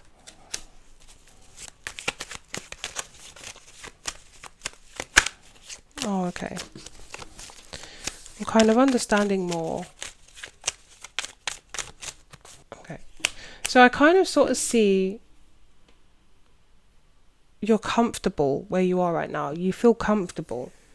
And your issue with taking this opportunity is right now where you're feeling very stable, very secure financially, the way your life is, you're feeling stable, you're feeling secure. You're worried that would just knock that out the park. So maybe there's something you would have to invest in or something like that is a risk you would have to take in order for things to kind of pay off. Something you would have to do in order to experience the success you believe in your head. Is success is measured in different ways by everyone, but in order for this to be successful, or to you to be successful, you kind of feel like you would need to change the status quo. And right now you're in a very good place with the 9 of Pentacles, and changing that up would mean that it's a risk that you're not really prepared to take. And if I know anything about earth signs, I'm one myself, we're not really risk takers like that. We leave that to the fire signs and things like that. We're more like tried and tested, and stability and grounded money. And you're worried about like what that would look like financially. But I feel like if for it to come up in your limiting beliefs, and the card that came up for the area that this is in is the Empress. So the area that your limiting belief is in, I've asked for all signs. And it looks like your area is the Empress. So this is obviously something that's kind of causing you to not want to take this risk. It looks like it's more present and you're more conscious about this. The rest of the signs, it was more of a subconscious thing, where they didn't know how they were sabotaging themselves. I don't think you're necessarily sabotaging yourself in this case. I feel like you're holding yourself back though, because it looks like the message that's coming through is like, let them know that this is actually a good opportunity.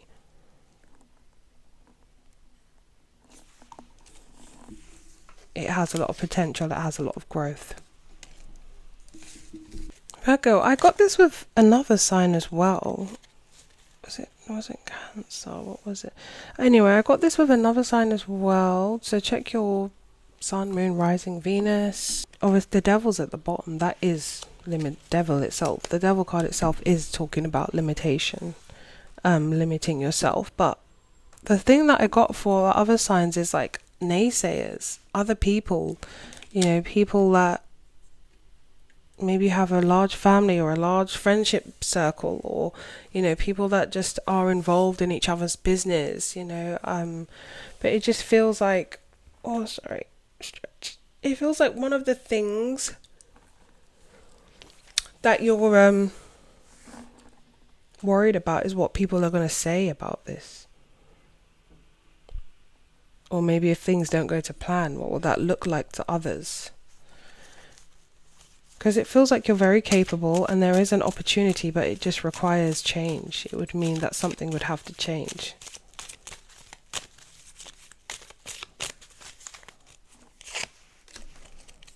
Again, the High Priestess. You already know whatever it is. It's something that is maybe taboo, or you just think people will be like, what? Why are you doing that?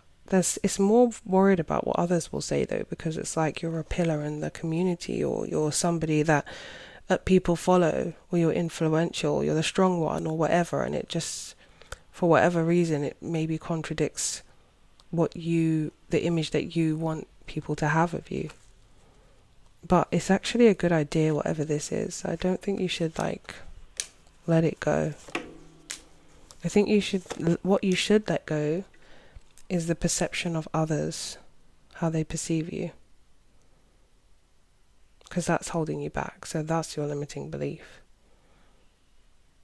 Or that's what's keeping you stuck, worrying about what others will think of you.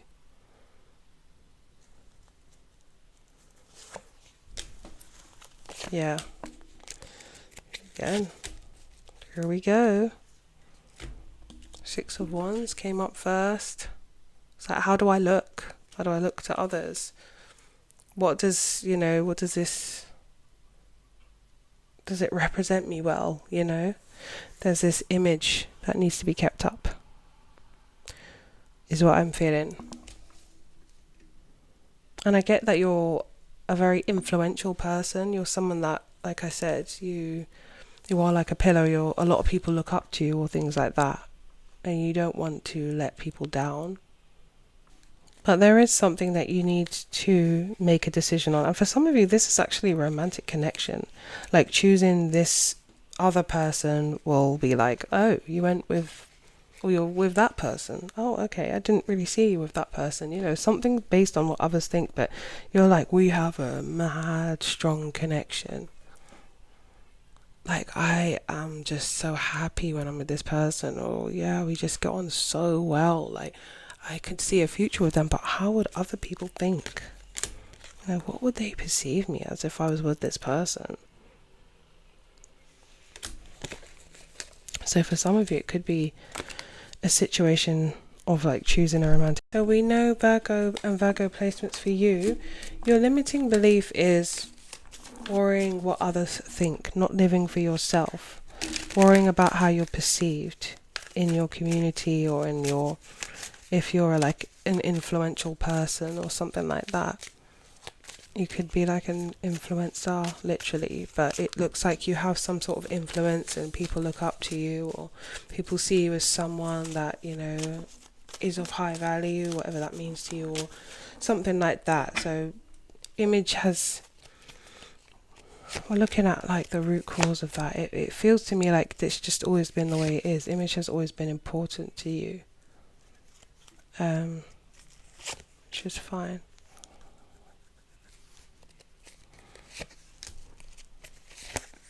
Yeah, so to me it's like the root cause is like not wanting to appear a certain way.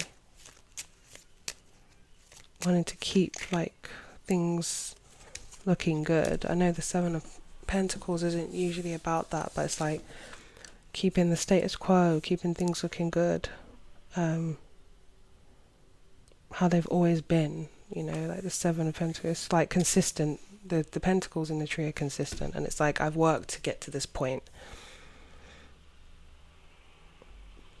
So I'm not sure what it is that it is. Again, it could be a partner. It just could be the partner. You're just, in your mind, it's like, are people going to accept them? Maybe they just look different to how you usually have partners, or they act different, or they're a different race or color or ethnicity, and it's like, oh, I'm going to have to put up with all this backlash because people are going to be talking. Again, the Moon card, like people are going to be talking and I'm going to be perceived, am I making the right choice basing it on love? I know I'm going to have to deal with backlash and stand up for us. It's like almost like you want to keep something a secret. So it could be to do with again, the Six of Wands came back out. Yeah, so that the root cause is just like it's meant a lot to you, the people that maybe you care about, or the people that are in your community or whatever, you care about what they think. The Star. So yeah, you're someone that's well known. You might be really popular. I'm getting someone that's really popular here, Virgo. If that's you, the Six of Wands and the Star is like, usually gives performer energy, so someone that's on stage in the limelight somehow, singer, dancer, actor, performer, whatever it is, usually gives that kind of energy. So maybe you're even more prone to like eyes and ears looking at you, and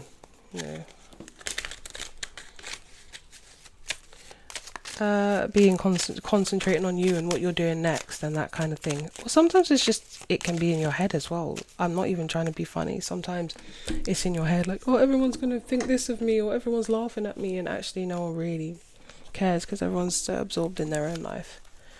But it looks like you're someone that, has a lot of attention on you, and it's like you're careful with what you do. So let's look at the action or the step for the next week that you can take to support your transition into working with yourself as opposed to working against yourself. This is a little bit of a different reading though. I didn't think I was going to get this. It does limit you, the fact that you're always worried about what other people think because you're not living for yourself. But it's just different to all the rest of the readings. So I want to find out what action you can take for the next 7 days that's going to counteract that and cause you to feel safe and comfortable to be who you are authentically without worrying about what people think. So let's go for what that action's going to be. I'm going to let you know in just a second. Virgo, what I'd like you to do, and the action I would like you to take for the next 7 days is to, first and foremost, when you hear the opinion of others, allow it to just wash through you like it's not a fact. Remind yourself like, oh, okay, interesting, don't take on that opinion.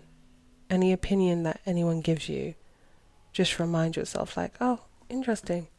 Nothing, things that you even think, I want you to think, oh, interesting, it's just something, it's just a thought. But ultimately, so I've written down the theme. It felt like kind of perfectionism, wanting things to be perfect in order, for you to feel good. Like your happiness is kind of attached to the idea of things being perfect. And there's no such thing as perfect. So we want to prove that life does not fall apart when it's flawless. So life doesn't fall apart when it's not flawless. So the action that you can do every day for 7 days this week is share something vulnerable or true with someone, a feeling, an insecurity, a goal, something you usually hide, and the goal is to feel safe while being real. So it sounds like a small action, and it is, so you should be able to do it actually, but it is something that is very, it will challenge you, it will challenge your ideas and your beliefs around the idea of like things being perfect or you being perfect. It allows you to be vulnerable and just show, I suppose, a different side to you, to yourself, because it's more about you than to anyone else.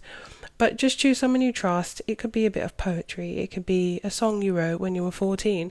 It could be, this is how I look when I wake up. I have really bad hair. Or, whatever it is that makes you feel vulnerable. Just every day choose one thing to do that just takes you a bit out of your comfort zone and, allows you to be seen in a more natural, open kind of way, not in a perfect way.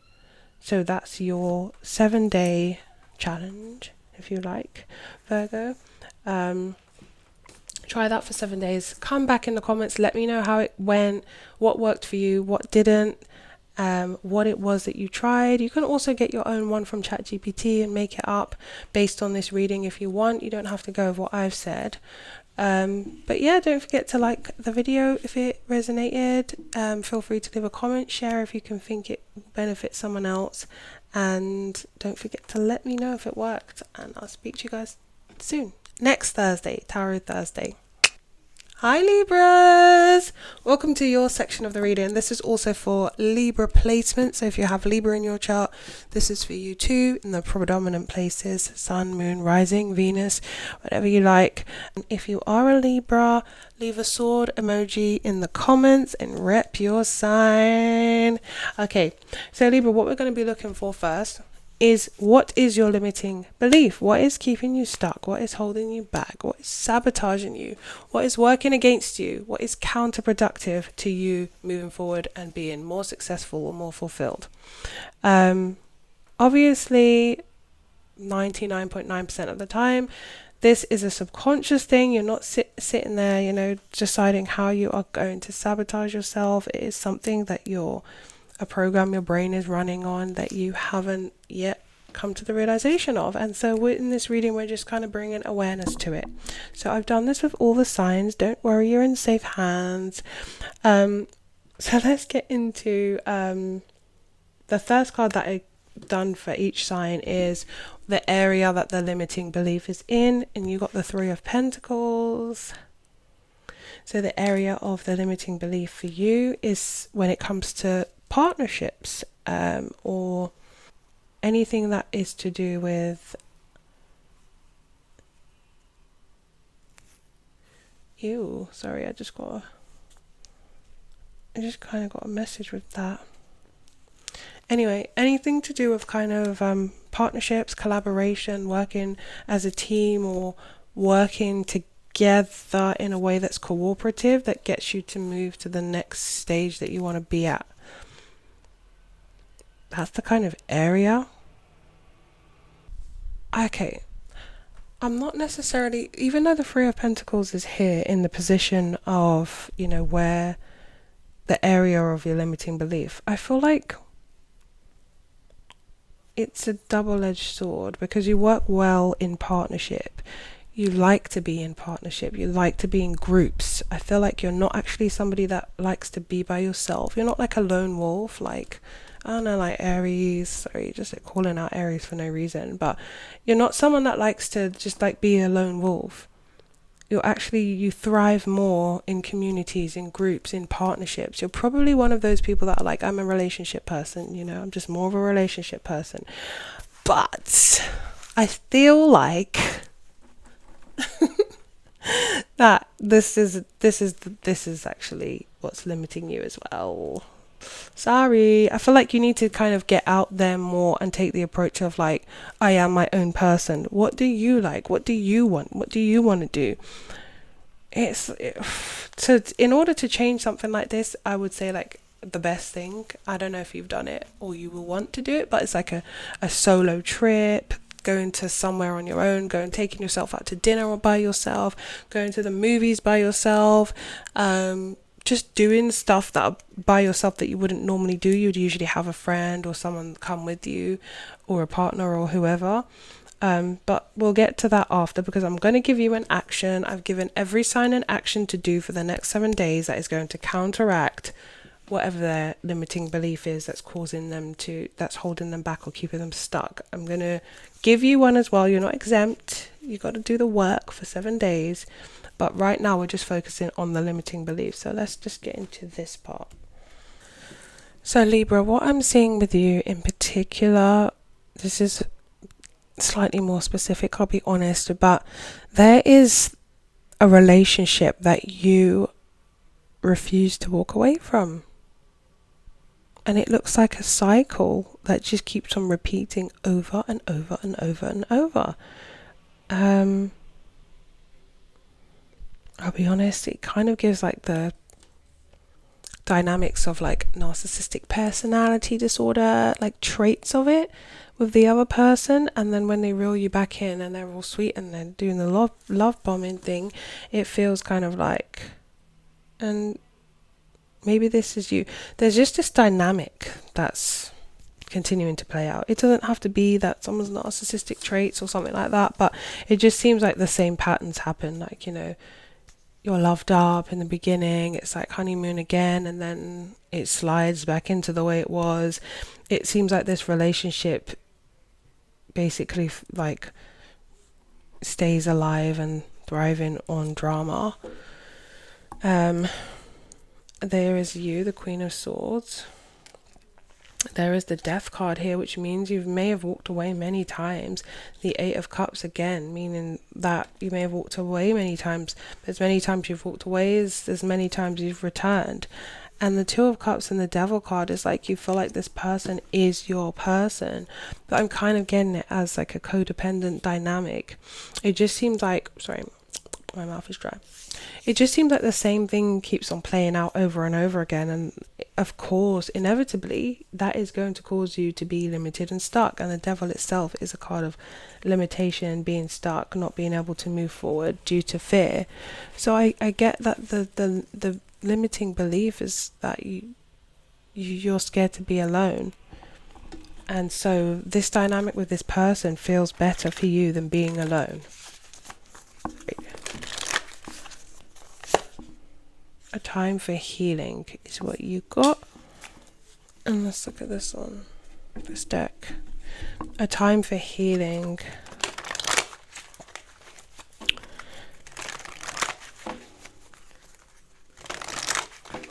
What do you want to say to Libras? Get back into balance. A time for healing and get back into balance. This is It's hard to really say. Like, I can tell you that that's the limit. The belief behind everything is I'm scared to be alone, and so that's what kind of keeps you stuck. The fear of being alone. So it's like I'd rather. And the Nine of Pentacles is here. I'd rather be with you and all your bullshit. I'd rather be with you and all your ooh. Sorry, I had to, but that's exactly how it feels. Like, I'd rather be with you and all your bullshit. Like, the Six of Cups and the Nine of Pentacles is giving like you might have kids with this person, by the way, or a child.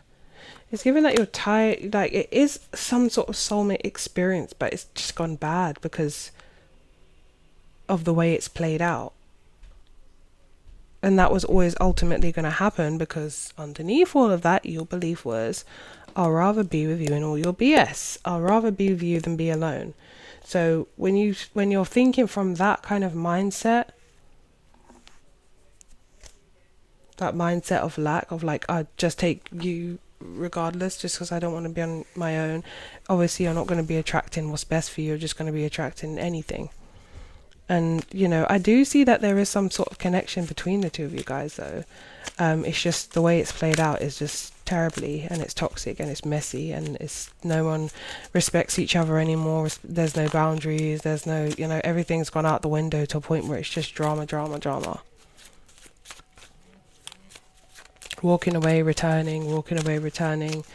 Again, with the Nine of Pentacles here, though, it's like you can do it. Like, if you can be more independent, if you can learn to be more independent, then it will start to pull you out of this dynamic. Let's look at the root cause. It could be dealing with another air sign, but let's look at the root cause of and if you're not with one person this whole time, it could be that you've been with different people but embodying the same energy, just all codependent kind of energy in some kind of way. It's like a need for the person as opposed to like I want you. It's like I need you, do not leave. And when you return, I will be right back here because I'd rather not be alone. But let's see what the root cause of this is, of this belief. What's the cause, the root cause for Libra and Libra placements when it comes to... that song stuck in my head now. You... That song is toxic, by the way. I'm just saying. Anyway, so... a lot of R&B songs are when I listen to them now, and I'm so much more conscious. I'm like, what did they just say? if you actually listen to the words. Anyways, back to you. So this is serious, no time for the ADHD. Okay, so the root cause to this belief of like I can't be on my own, I'm gonna be really honest with you, so maybe this was like the wrong reading to be silly, and I'm so sorry. This is serious. With the Seven of Cups and the Five of Cups, there was like that. I feel like there's a little bit of, and I feel like it could have come from the relationships you've had, or this relationship. I'm not saying that it's always been there. It could have always been there, but there's a little bit of a chemical imbalance, I'll be honest. You know, maybe you suffer with like regulating your emotions. Because it feels like some days you wake up and you're fiery, some days you wake up and you're more emotional, you're drowning in the emotion. Other days you're kind of calm. Like, it's very much like emotional turmoil that's given. Like, it's not consistent. And it feels like your perception is a huge thing. With the Page of Swords and then the Judgment card, it's like perception is a huge thing for you. It's like how you experience things can sometimes be slightly off for the way, you know, sometimes the way you interpret things, the way your perspective on things. Someone can come in the door and be like, hey, you know, where's the chicken nuggets that you said you left on the side? And you're like, oh, it's in the cupboard. And the other person's like, did you hear the way they just said that to you? Like, where's my chicken nuggets? And it's like, that wasn't how it was said. Random example, sorry, but like, it just feels like you would be the person that would perceive it more like that, like, you know, in a more harsh way or a more exaggerated way, and it's a perception thing.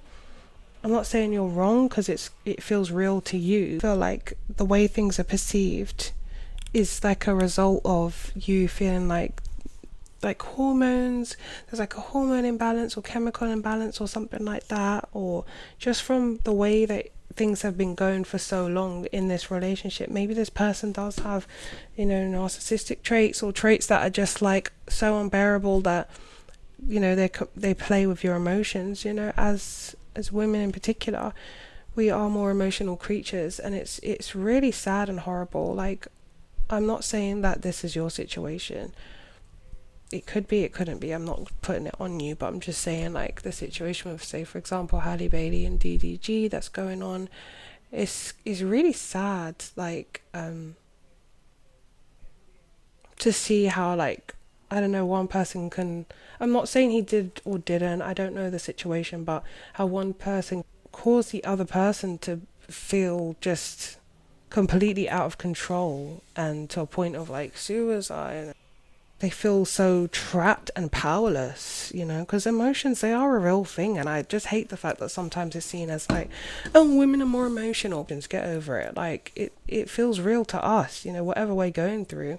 I think when you get somebody that manipulates your emotions, or the way you're seeing things, like tries to distort it, oh, you're just acting like this, or you're acting like that, it's a real feeling, and it's just, it feels so powerless, and it's a really horrible space to be in. So, you know, I really feel for people that are in situations where they're being gaslit, and it's a real thing that happens a lot of the time. It's a regular occurrence in some relationships where they're just gaslit, and it just feels like you're going crazy sometimes. So when I was kind of growing up, there wasn't these buzzwords like gaslighting and all of that. So it's just like, you'll just be kind of there, like questioning your reality, questioning like, is it me? Like, what's going on? You know? And it's not just in dynamics with where it's the male doing that to the female. It can be the female doing it to the male too. There's been other stories, you know, that we've seen. Oh, anyway, but even like Gabby Petito or something. The sad thing is, like, on Netflix, the sad thing is that you're left feeling like you're the problem, you're the issue, you're questioning yourself, because you're like, I must be going crazy. But like, people can really F with your head and make you really actually question yourself like that. There's people that, you know, unalive themselves all the time because of things like this, because it feels real in the moment. I'm sorry that I just like completely hijacked your reading with this stuff, Libra, but I think it is relevant to an extent. To whatever degree is up to you, like in your situation, however extreme it is or isn't. But I definitely feel like there is an element of losing touch with reality, I want to say. Like, not even sure what's real and what's not anymore. And it just feels like, better the devil you know. That's kind of how it feels here. Like, I'll just stick with this person. I know their ways. I know that if they're saying this and they're doing that or whatever, then I should just act accordingly by doing this. You know, it's like you just know the person's ways. But it stems from like just a fear of being abandoned or being alone. That's the root. And there's a need to like detach from this all. Obviously it's not that easy, and this is a bit deeper, but it just kind of feels like maybe you've had a person in your life that was like this, like a father figure, or just someone, I don't know, but somehow it just seems like it's been the norm, or this relationship has been going for so long that it just seems like it's been the norm, that you're not sure of yourself. You're not sure of, like, this is my ideas, this is what I want. It's almost like someone's put you in a position where you're just thinking about them and what they want, and and their beliefs and their ideas and their morals and their values. It's like you don't know who you are. Maybe in this situation, you've lost yourself. You've lost who you are. You've lost a bit of yourself, or a lot of yourself, and it feels like it's time to kind of rediscover. And it would take a lot to kind of go on that journey, and you're scared to do it. So that's kind of the root of things. Libra, for your action every day for 7 days, I want you to tell yourself in the mirror, I am enough. That's it. I am enough. That's your affirmation. I am enough. Every day in the mirror, whenever you remember, whenever you get the chance, from morning to night, for the 7 days. Find a way every day that you can choose yourself. This can be by saying no to something. Not even no is a complete sentence like that. Just like, no, sorry, I won't be able to do that. And then go and do something for yourself. Failing that, you can just do activities solo. Whether that's, like I said, going to the movies or cinema, going shopping by yourself, just doing something by yourself. Taking yourself out for the day, taking yourself out for lunch, taking yourself out for dinner, just with you. You can always bring a book or something like that if you want, but I would advise not to be on the phone because it's just a bit pointless. But doing something that's just what you would want someone to do for you, take you out for a date, get yourself some flowers, spend the day with yourself, spend some time with yourself, get to know you again. So getting to know you again is a big, vast, open journey. It's not that straightforward or simple, but you taking small actions towards it every day is you getting there. It seems scary when you look at it as one big challenge, kind of like stairs. If you look at it and like, how am I going to get to the top? It's not going to seem very appealing, but if you take one step at a time, you're going to find yourself at the top.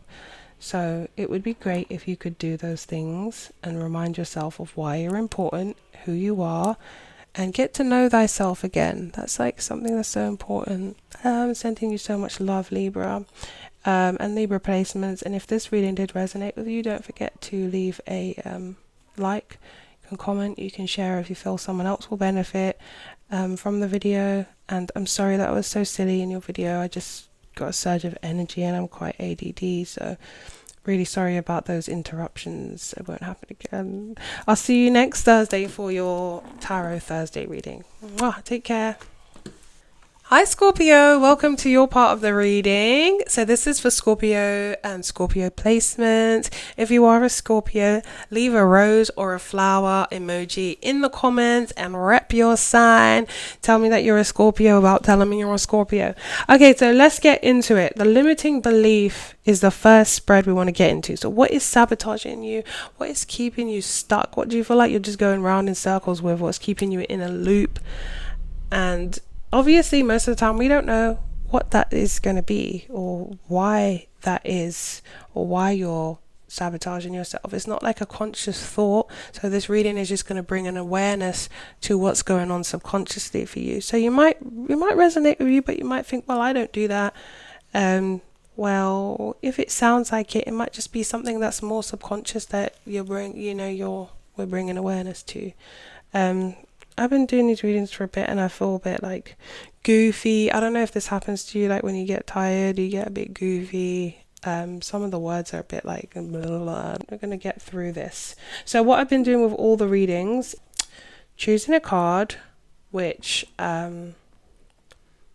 just kind of represents the area that you're feeling stuck in. And you got the Page of Cups.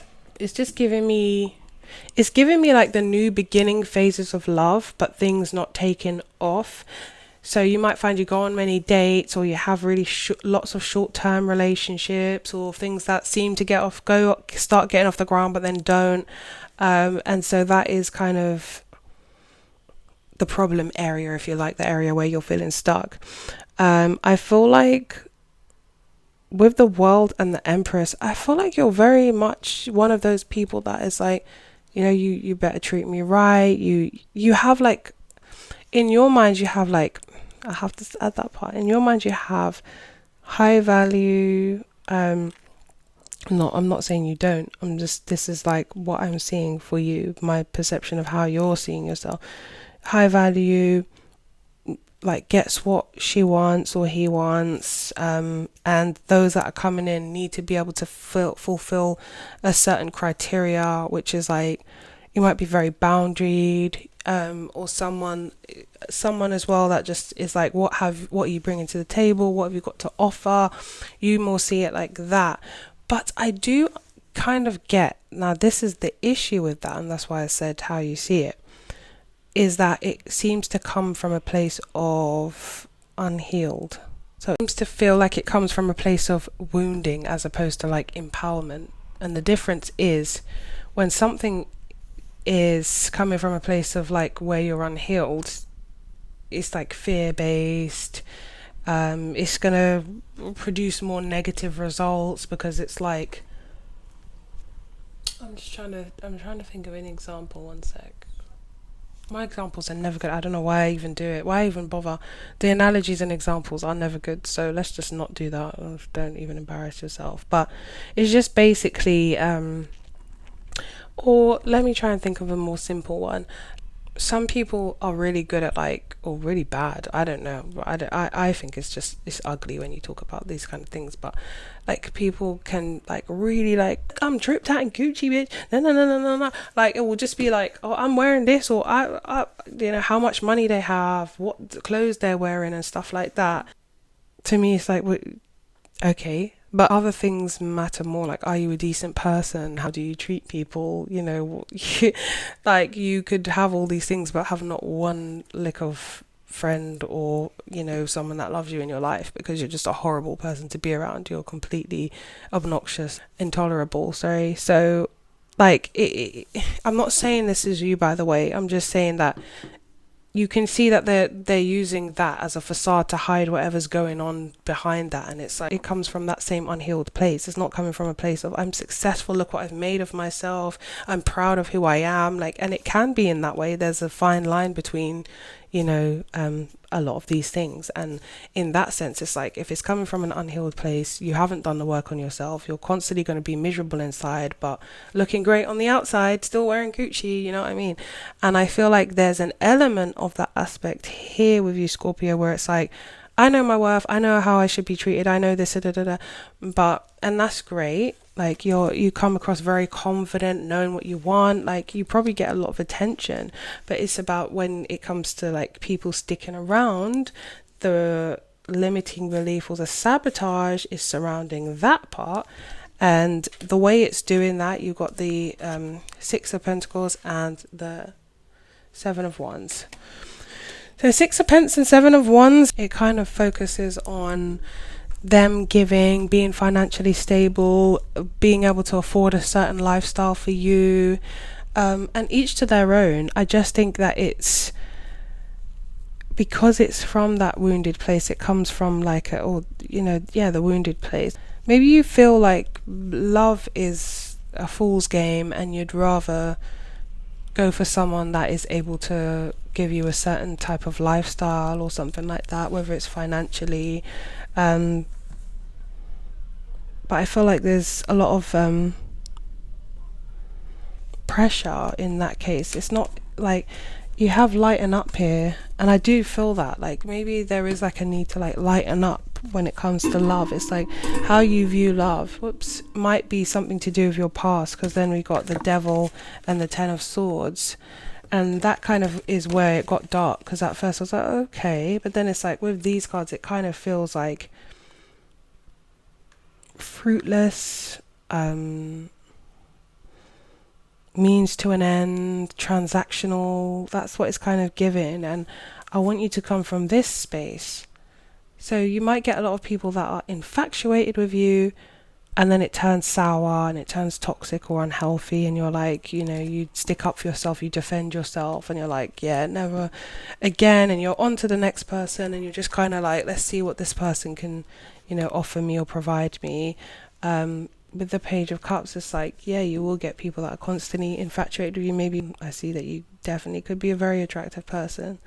It's just like loving from the heart space is where you seem to come up against challenge, and this could have been things that have gone on in your past that caused you to feel like you had to be in survival mode all the time, and you couldn't just trust someone and let that love in.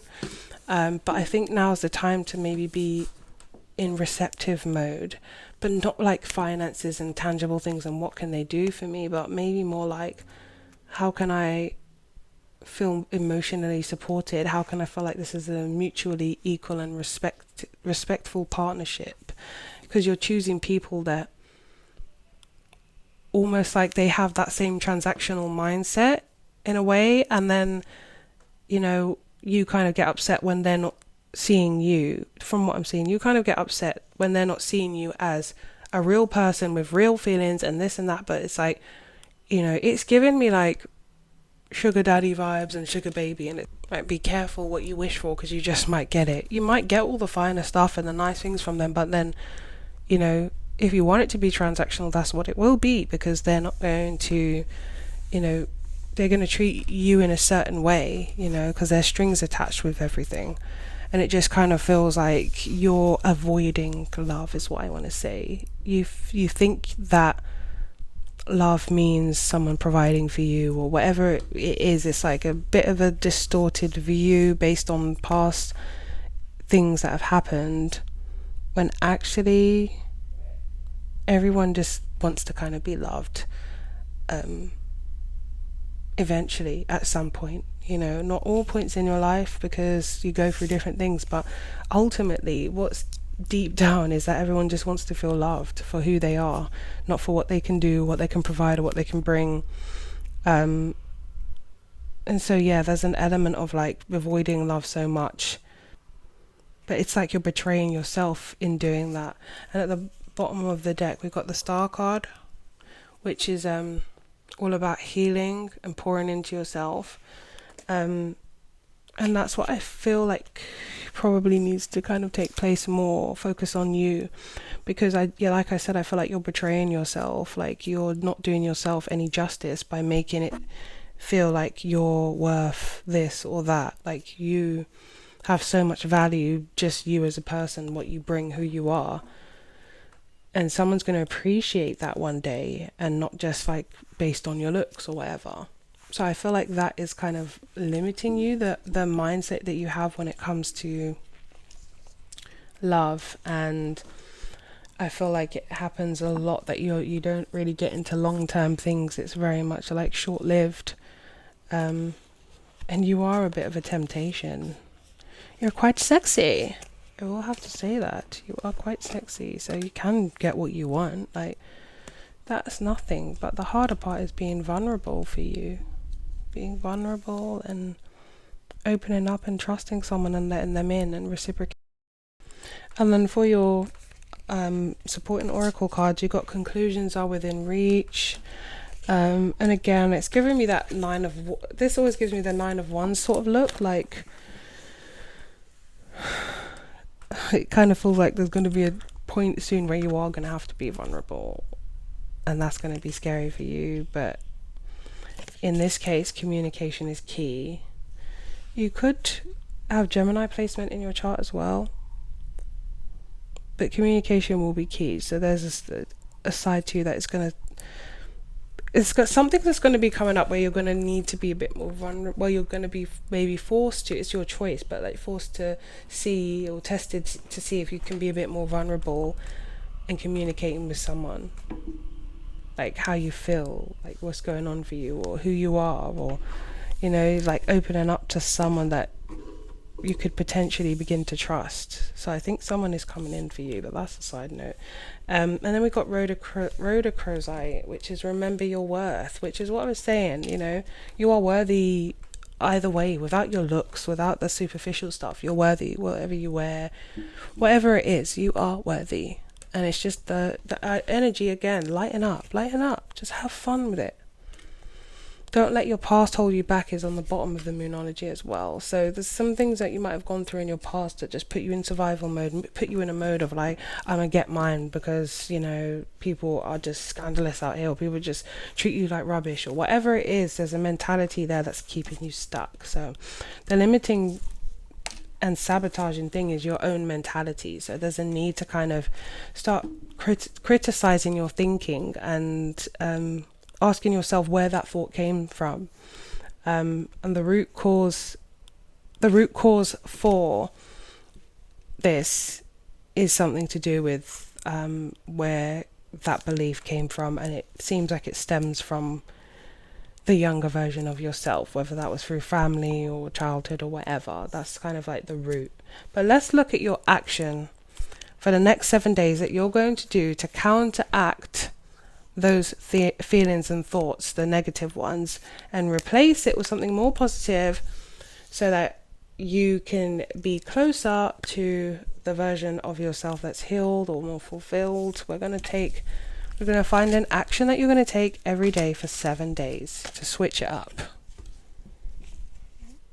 Let's see. What action can Scorpio take for the next 7 days, every day, that is going to lighten them up and take them out of this mentality and help them to By the way, sorry Scorpio, this is a side note. If you feel like you've got like temper problems, that you have serious temper problems, maybe look into like anger management or something like that. I'm not even taking the mic, but like ways in which you can control your anger, because I don't want that to get you to be the thing that gets you in trouble. Oh, look at this. I don't want that to be the thing that gets you in trouble. It seems like there's just like you're quick to anger, and you're quick to react, and you're impulsive, and you have knee-jerk reactions which cause you to like, it's very ego-based as well. I want you to be careful with that. I don't want you to like get yourself in trouble or anything. So if you find yourself like, my temper is really bad, or I've been in this situation, my temper can get like this, then look at that and try and sort that, because you don't want to feel like you're out of control. Also, that might already be in your life that is very financially stable, and that does treat you well, but they're very, very cold. That might be coming to an end, and there might be a new beginning with like I said, you're going to feel more vulnerable for whatever reason, because of the Two of Pentacles underneath. The Ace of Pentacles is telling me the truth is going to kind of hit you anyway, like some home truths. So it might be a time where you're going to be feeling a little bit out of your comfort zone, but it's going to cause you to be vulnerable with someone, and that's going to open the door to some other stuff. I just wanted to say that before we got into your actions, because the temper thing was worrying me a bit. Like, you might get really hostile or aggressive, or just quick to act on things, quick to get your get back, or to be like not wanting to be disrespected or something like that. Anyway, let's go to your actions on a daily basis for 7 days. So Scorpio, I've written down what I'd really like you to do for the next 7 days on a daily basis. So one of them is a mirror admission. This is just where you get to be vulnerable with yourself. If you want to stand and do it in the nude or something like that and add a little bit more spice to your challenge, up to you. But you want to just really get vulnerable with yourself. In the mirror, you can say something like, I feel scared to open up, but I want to try. You're leaving it open. I want to try. You're not forcing yourself, you're not putting any pressure, you're just saying, I'd like to get there sometime soon. Or you can say, sometimes I act like I don't care when I do. Being honest with yourself. No manipulation, no mystery, just honesty. Feel the power of not needing to protect yourself when you're saying it, or ego to kick in or something like that. Just say it and stand and sit with it. So another thing that you can do in the 7 days, like on, at least one of the days or a daily basis, depending on you, is you can exercise an act of kindness. So you can cook for someone with no strings attached. You're just doing a kind gesture. It could be a friend, whoever you care about. I would hope you're not going to do it for someone that is just not deserving of it and isn't, in for whatever reason. But you could, volunteer to do something. You can go to like a homeless shelter, soup kitchen, anything, something that's an act of kindness, an act of giving. You don't necessarily have to do that for the 7 days. If it's something like that, it's up to you, but maybe you can choose something to do for one of the days that is an act of kindness, that takes time out of your own life and gives back to someone that's less fortunate or vulnerable or something like that. That would be a great way, and it would do wonders for your mind and the way you see things and the way you see the world and just perception in general, like perception, perspective. It just, these kind of things, they really do cause a shift in that. So it would be really good if you could just give it a try for me. And that was your reading, Scorpio. I hope it didn't sound too negative. It's just like whatever I got, I'm just trying to like work with it, you know. It's going to be all our dark shadowy kind of stuff, so it's not one of those sweet readings, but for now anyway. I will see you next Thursday for Tarot Thursdays, and don't forget to like, comment, and if you think someone can benefit from the video, then you can share as well. I'll see you guys next week, and let's move on to Sagittarius.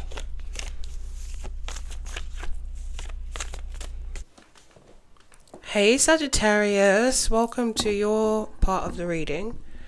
So if you are a Sagittarius, you can leave a fire sign emoji in the comments to rep your sign and show me that you are a Sagittarius or you have a Sagittarius placement in your chart. What we're going to be doing first is looking at your limiting belief. So I've already laid the spread out for this. We're going to see what's sabotaging you, what's keeping you stuck, what's not allowing you to move forward, or what's just not being helpful to you, not conducive. Obviously, sometimes, like we've been finding in this different reads, that it's a subconscious thing. It's not always that, you know, you're looking to sabotage yourself, but, you know, these are certain programs and things that are running in your mind and you're not realizing, and it's causing certain dynamics to play out and things like that, which is going to kind of be bringing it to your awareness in the reading. So with you, Sagittarius, I'm going to say straight away, you're so much bigger than the petty things that are going on around you. Why am I seeing like so much drama and so much this drama? There's gossip, it's like you're surrounding yourself with low vibrational energies and you're ready to elevate. So in all the readings I've been looking at, what area is the sabotage happening or the limiting belief happening in? What area are they struggling with the most? What area is keeping them stuck? For you, you've got the 9 of Pentacles. So it's like you really should be elevating. You should be in a position where you are self-sufficient, you've got the things you need around you, but most importantly, like you should be becoming more established in a way, whether that's financially, your career, buying a house, or I don't know, or starting your own business, whatever it is, you're supposed to be kind of elevating. And it seems that there's things that are pulling you down with the Devil card. And it's like, it's almost like you're used to and you're comfortable being in a position where drama is drama filled, things are going on around you, but it feels very low vibrational, but it also feels like it's pulling you down. You know how you are who you hang with, or birds of a feather flock together, or, you know, that kind of thing. It's giving me that, like, but you're just kind of oblivious to the fact that these things are bringing you down, and actually you could be in a much better position should you just cut these things loose. You know, it's like your friendships or something like that. It's almost like you've just become used to that kind of drama filled thing. You got the 3 of Cups here and the 5 of Wands. It's like there's just always seems to be drama, gossip, or things that just cause you to feel like this. The 10 of Wands, like you just go to it. This 10 of Wands, it's funny I use this deck for you guys. I didn't use this for the other signs, but this 10 of Wands is like, ugh, like I only have my one wand here, but all these other ones are causing me more stress. It's like you go into bed and you just throw yourself down because it's like, oh, you know, this is going on here with that person's this going on there. But it gives, like, you know, you're attracting that because maybe you grew up in those kind of dynamics and that's what's normal to you. That's what just is the norm for you. And so there's a need to kind of address and acknowledge that, of like, I don't have to go through all of this. For some of you, it feels like a third party situation that you go through. And it's like you argue back and forth with your partner or the person you're seeing about the fact that they have somebody else. So there's a lot going on here. Either way, it's just drama filled. It's like there's always either someone's putting you in competition with somebody else and you're constantly like, arguing with them about this, and just, it can get really heated, and you just feel like you want them to choose you, to put you first. The third party situation could actually be somebody else, or it could be just something that your partner does that makes you feel second best. But in regards to the limiting belief, it would be that you always, it feels like you always need to, someone always puts you in competition or puts you up against someone else or something else. You're never feeling like you're the chosen one. And you also have remember your worth here as well. So it just gives me a feeling of like, it's for you to know your worth, it's for you to choose you before anyone else can. And it does show that prosperity lies ahead and a new start is coming. Like I was saying, it feels like you're supposed to be elevating, but you're still allowing other energies to kind of keep you. And I feel like someone can be quite controlling. If there is a partner in your life, it's like they're quite controlling because they want you to be to stay at the same level. They don't want you to elevate, because it means that you're going to change and you're going to, start to actually realize your worth, which is, with that card, realize your worth there. So it's a good thing, and this is what we want. The Nine of Pentacles is like, this is the area you're supposed to be growing in. But then the Devil at the back of the deck is like, this is the area you're also being stuck in. But I think it's by others. I don't think it's you that's causing yourself to feel stuck. I feel like you have what it takes to kind of grow and advance and develop into the next stage of things and keep things fresh and rejuvenated and creative. Those that don't want you to elevate are kind of causing these issues, or those that are just used to the toxic environments themselves. It just feels like low vibrational, but it feels like you're not necessarily the low vibrational one. It's just the people around you or the environment you're in or things like that. And it can cause you to feel sucked in. It's like a temptation at the same time. It's almost like if you had a friend that was like a really close friend, and you had this new job, and this job was great and it paid well, it's the job you wanted, you're thriving, you're doing well, you're learning, you're experiencing, you're taking everything in, you want to be sharp, so you're going to bed early, and you're going to, you're coming home, you're not going out as much or doing things because you're focused on this and you just want to make a good impression, and you're like, I'm really doing well here, and I see myself in 6 months' time as like the manager here and things like that. So you have a vision and a goal. And then you've got your friend that's kind of like, oh, you're boring now. Why aren't you coming out? You went to bed early yesterday. We're all going out for a drink. Don't you want to come for one? And it's kind of like there's a temptation there for you. But it's, as well as that, it's almost like, if I do that, then I'm kind of not going to feel good tomorrow. And let's just say you give in and you're like, you know what? Okay, fine. We'll all go for a drink. I suppose I have been going to bed early every night. And they're like, okay, great.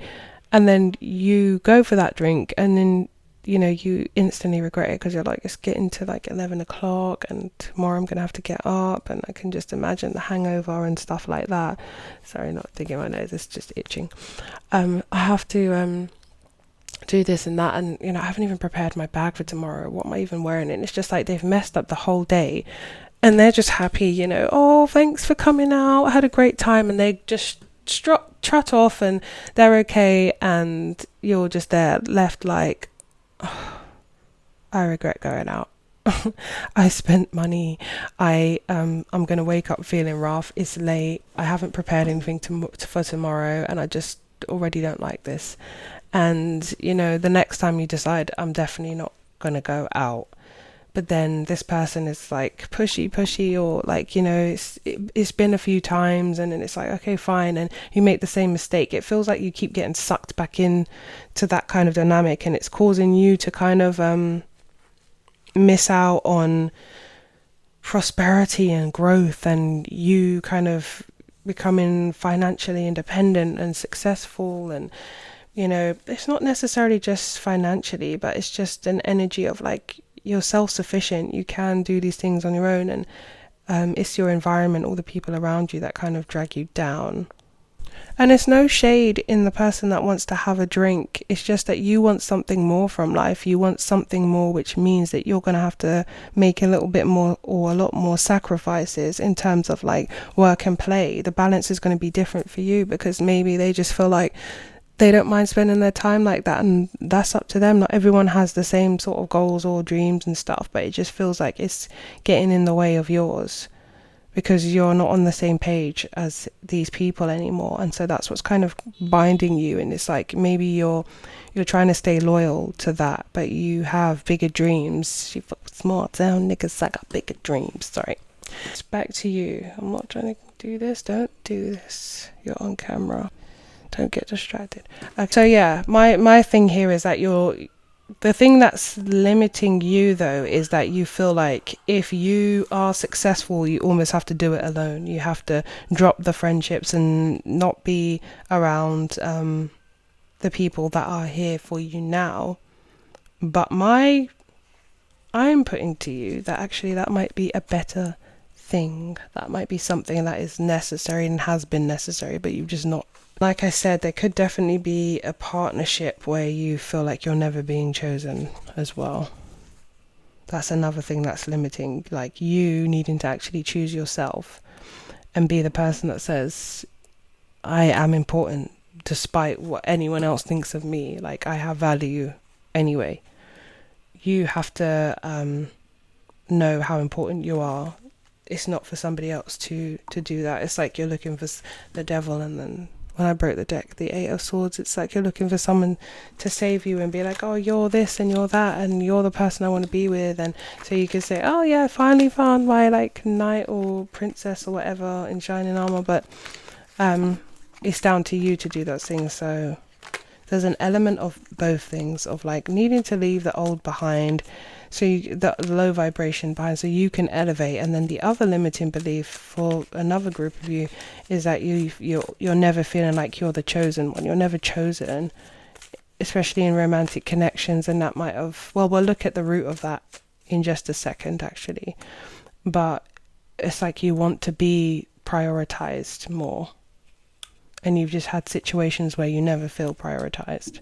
You never feel like the one that's chosen. So that's what keeps you stuck. Now let's see the root cause of that.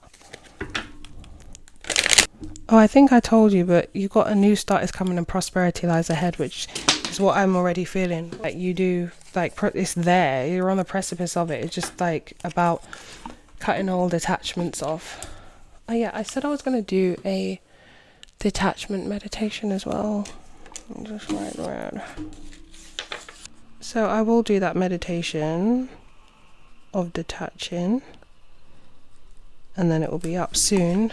There's going to be one up on Sunday as well if you want to see it. But you also got prioritize your health. So there might be things where it's like it actually puts your health at risk because you're taking on too much stress. Again, to do with others. So there's a pattern coming out here. Dynamics are playing out where you're constantly stressed due to others, people around you. And you do play a part in that. You always will. Even if it just seems like, oh, it's other people. There's a part that you play. There's a role that you play. You got Malachi. It's time to transform. It's like every message is like, it's time to transform. Heal your heart.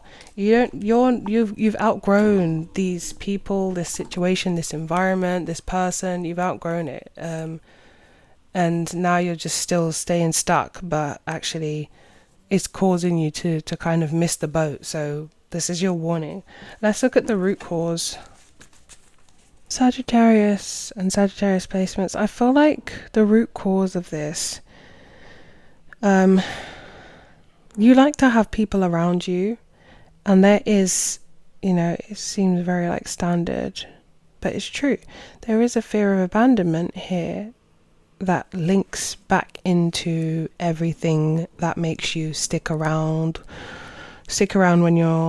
when you don't feel wanted, stick around when, and you know what I mean, like maybe fight for something where it's like, this person has shown you this and that, why are you even fighting for this kind of thing? Or causes you to like stay in situations where you've clearly outgrown them, or whatever it is that you do, it's all linked to that fear of abandonment. You would rather keep the situation around and feel like, I can tolerate it, I can manage the stress that it brings, I know how this person works, I know when they get like this, they're going to do that. I know when they block me and stop talking to me, and act angry with me and all of that, they'll be back. I just have to be patient. They do this every now and again. It's like you tolerate things, and you've tolerated things over time. That's the root cause. The root cause is the abandonment wound. Like, I don't want people to leave my life. You're holding on tight. And the action in order to kind of keep that from happening is kind of become out of control because it's been going on for so long. But it's like, you believe, I know how to deal with this, I know how to tolerate this person, I know how this person is. When they act like that, when they ignore me or they block me, they'll come back around. They're not happy because I've done this. It's like, you don't even feel comfortable maybe all the time exercising, or you never used to feel comfortable, exercising boundaries, because it was like, I don't even want to do that because I don't want to rock the apple cart or upset the apple cart or rock the boat, and then this person leaves in my life. It's like, you want to keep everyone in your life and you like having people around, and that contradicts the abandonment wound that is lingering in the background. So there's actually a video that's coming out, and in your reading and another reading I saw the same thing. And anyway, it's something I'm going to be doing, and it will be useful for you to watch and see like how this video will really fit what I'm seeing, because a lot of us have this. It's just an undertone of like something really we fear, and then how we react to it. I'm excited to do that now. But it just feels like that's the wound, and then that's how you kind of deal with it. And it's like, you're the sun in people's lives. You come with like a lot of energy and vibrancy, and you try to be positive and uplifting and optimistic, and what you kind of get back is disappointment from a lot of people, and is those people that you want to kind of cut ties with somehow. You want to find a way to cut ties with these people because they're not bringing any joy into your life. You see the contrast? You're bringing joy and they're literally bringing disappointment, negativity, like, sorrow. It's just, and it makes you feel bad. That's the main part. It makes you feel bad. Right now, you are exercising more boundaries, but there's a need for expansion and growth. There's something on the horizon for you that you need to kind of tap into. And it means letting go of these things. Like, they're like nooses holding you back, or shackles, chaining you. And it's like, you can use your discernment with the people you need to let go, but there are people you need to let go because they are literally, I just heard in my head, stealing your joy. No matter how much you love them, they are stealing your joy. If this is a partnership and they're putting you in a third party, which was what I was getting before especially, they're stealing your joy. They're making you feel, just left, like the same abandonment wound that you don't want to feel from them leaving. You're feeling it every day anyway, because it's an illusion that you've got them, when it feels like they're kind of poking at that same wound over and over again by saying, you're not enough, I don't value you, I don't want just you, or whatever it is. And that's kind of the thing that's keeping you stuck, because right now there's so much more on the horizon. If you would just start today, you don't want to look back in your life in like 5-10 years time and be like, I wish I just started that then, I wish I just did that, I wish I knew then that, because either way, I don't feel like this situation is not going to work, because it's not for you. And if something's not for you, it's just inevitable. So it just feels like you're wasting your own time. And that's what's kind of keeping you stuck in a loop. And it might have been happening for a long time, and now it's like time to acknowledge that, become aware of it, and change that pattern. So let's look at the action you can take. For 7 days, you're going to take one action that's going to count towards who or what it is you want to be.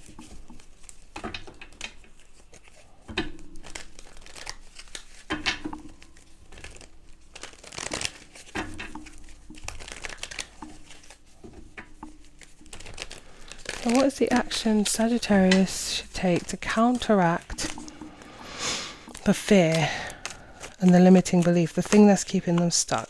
Oh my god, you got the Two of Wands. Partnership. That's a really nice card to get.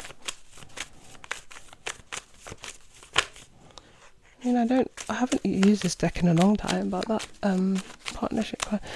I just, with this, I genuinely feel like you need to be around people that value you. Friendships, partnerships, you need to take.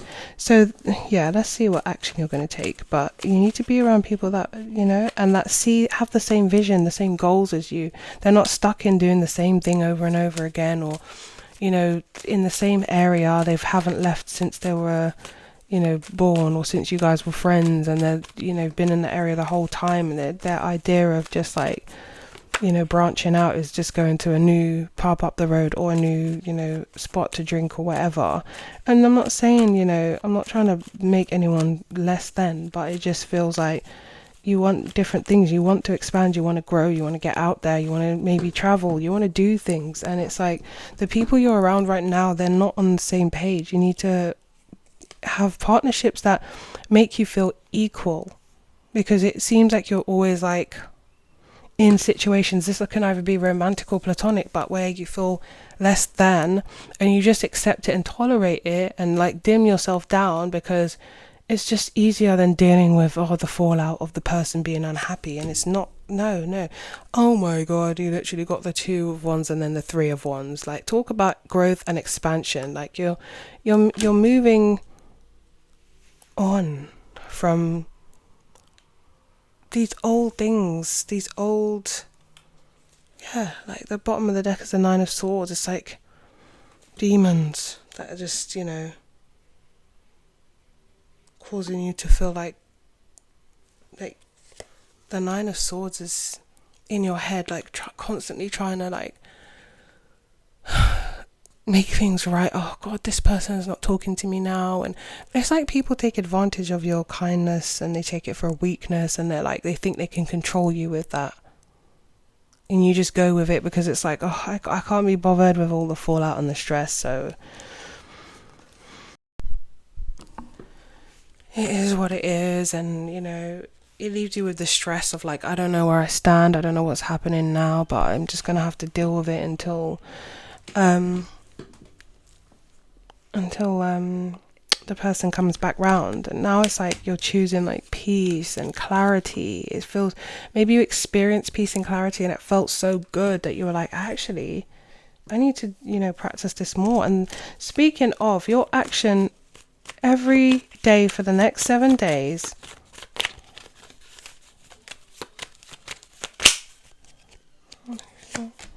you're gonna write up your goals, or whatever it is that you want, whatever it is that you're being kind of guided towards, because there's an opportunity coming up for you. Whatever that is, or whatever you feel that is, you're going to write it down, and you're going to take an action every day for the next 7 days that lines you up with that, whether it's small, something small. I think I want you to do first, if you don't mind, just meditate on it if you want, so you just are calm, and just write down what you hope to achieve this year, and who you see yourself as, the healthy version of you that is having equal partnerships and growing and expanding and not feeling weighed down by other people's obligations and control. Write down what that person looks like, who are they, and you're going to take an action a day that lines up to the attributes that you said. So if you said this person is strong, when someone says something to you that you're not happy with and it's uncalled for, you're going to say no, I don't accept that. They might be shocked, excuse me, well then fine, blah blah blah, and they can react how they want, and you're just going to let it go. Every day you're going to do something that counteracts the old version of you that would have taken it, that would have allowed it, that would have just said, I'm going to be the bigger person. But this time you're going to be whatever qualities you list: strength, boundaried, whatever it is. You're going to write that list, and you're going to take an action every day for 7 days that lines you up with the person that it is you want to be, that new person that it is you want to be, that is strong and that is having equal partnerships and growth and expansion. You're no longer, you literally have this on one side, the 2 and the 3 of wands, equality, partnerships that serve equality and make you feel good, expansion and growth. And then on the other side, you've got the 10 of wands and the 4 of cups, burden, unfulfilled, heavy energy, things that don't make you feel nice, feeling unappreciated.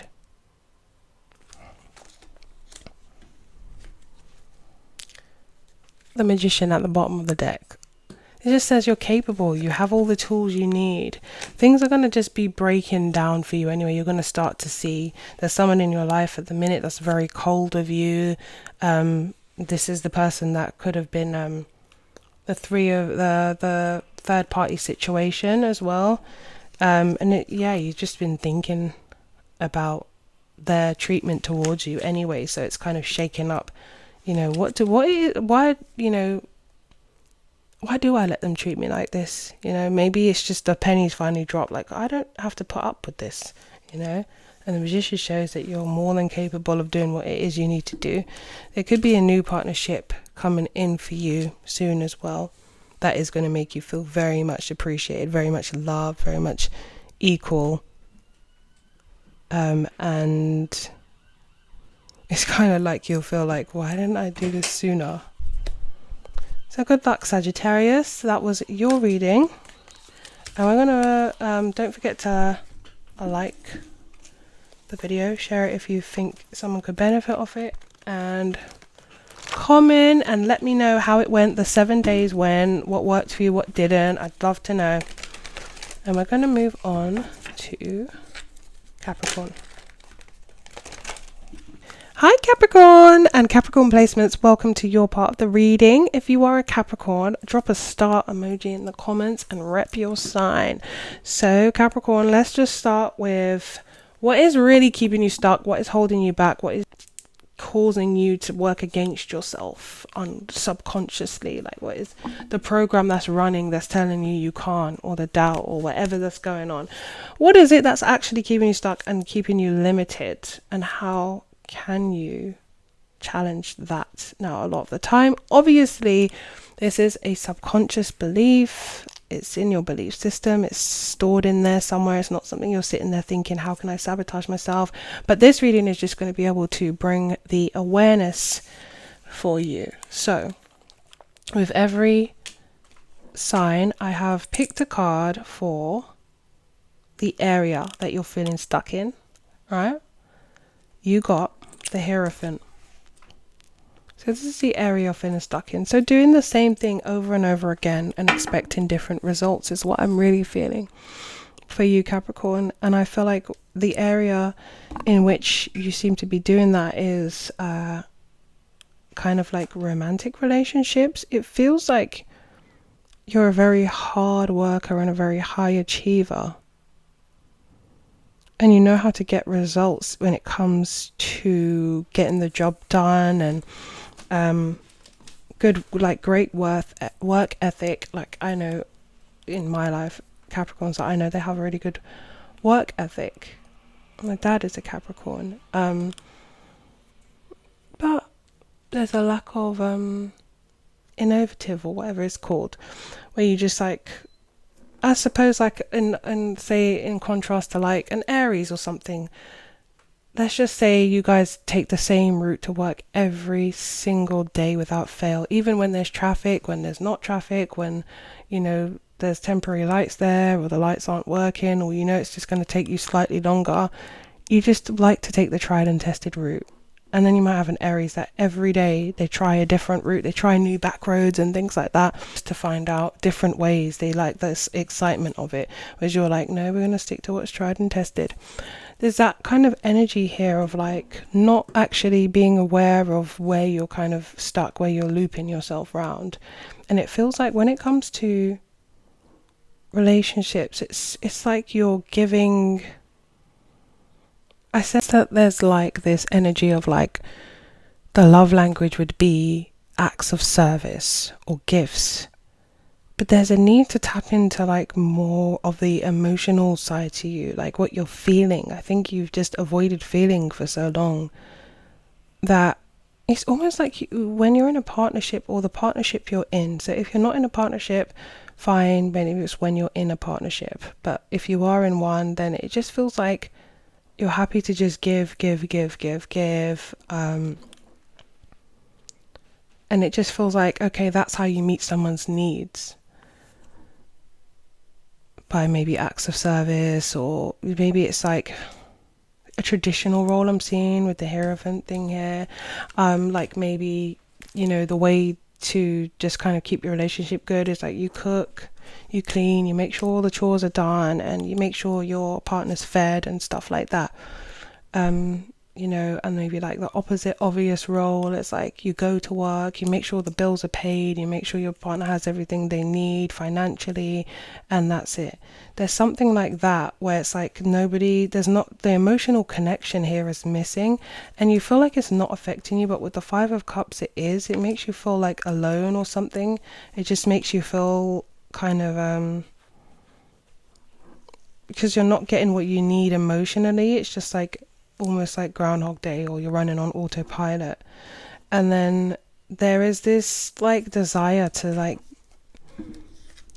have your needs met, or like just feel the king and queen of cups are actually like people that are on the more emotional side of the spectrum,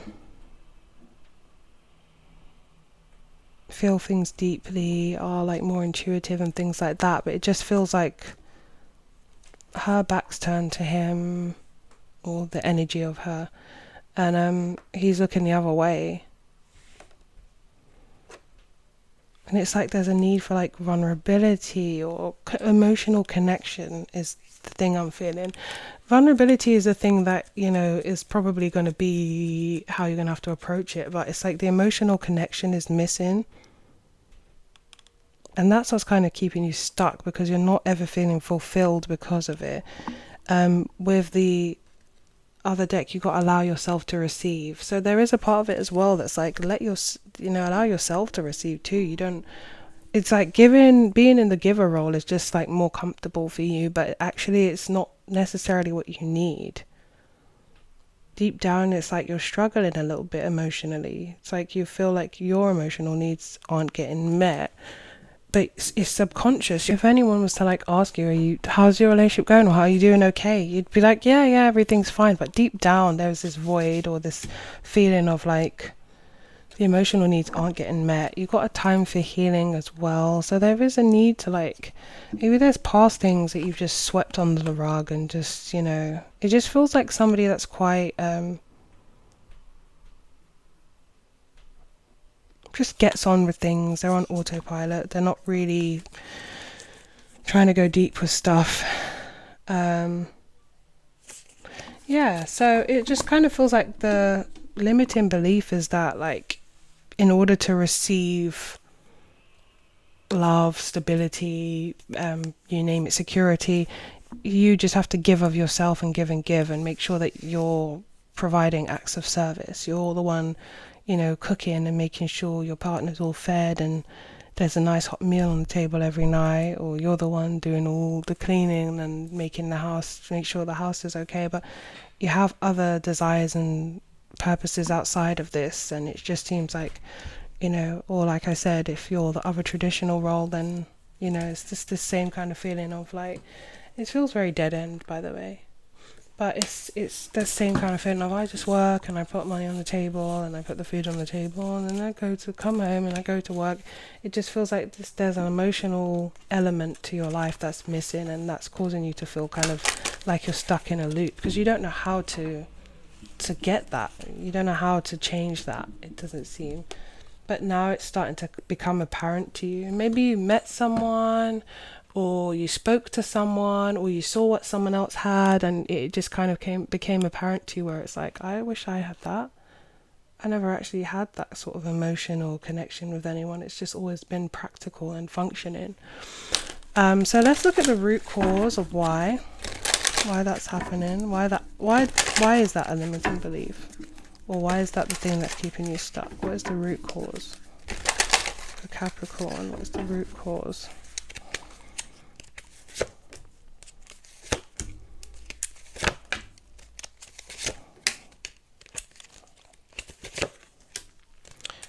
It's truly how you believe that a relationship looks like. You've got the Ten of Pentacles, the Temperance underneath. It's like, in order to keep things harmonious, peaceful and balanced, and, you know, going as a long-term relationship or family dynamic, maybe you have kids together or something like that and you're in a relationship, or maybe just in regards to a long-term relationship, you perceive your role as someone that is, you know, is needing to keep the peace, needing to keep the harmony, and in order to do that you play your part and I play my part.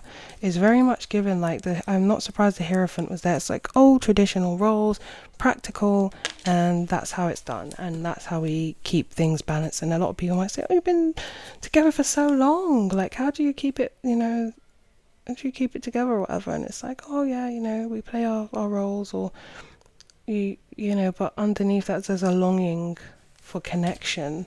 The Six of Cups, it's like this was in reverse, by the way. So you've got the Judgment and the World. Like I said, you're now seeing things from a different perspective, but ultimately you just thought that's the way it worked. The connection, they're not trying to do it. It's just, you know, we're just playing our roles and living separate lives or something like that, and it just isn't fulfilling anymore. Whereas maybe all this time it just felt like that's what's done, but now you're like questioning that. And like I said, it's just like longing for connection and like wanting to renew things, but maybe not knowing how. So the root of that is maybe you just saw it.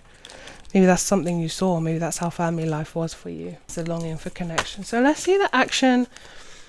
What action you can take on a daily basis for the next 7 days that is going to counteract this feeling and shake it up and make it the opposite of whatever's going on.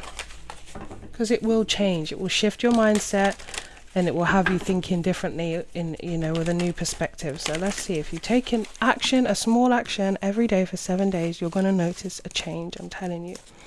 So what will the action be for the next 7 days for Capricorn? Oh, good idea actually.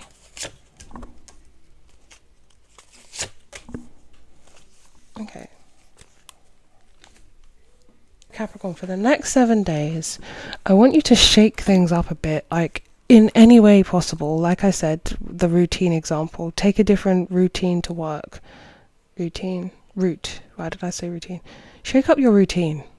That's what it is. Shake up your routine. Do something on a work night. Go and, if you are in a relationship and you do want to build with this person, you know, incorporate them, do things like date night and things like that. If you're not, try and like find ways that bring in love, romance, emotion, connection, and that could just be like doing things by yourself. Like, how would you want someone to treat you if they took you out to dinner?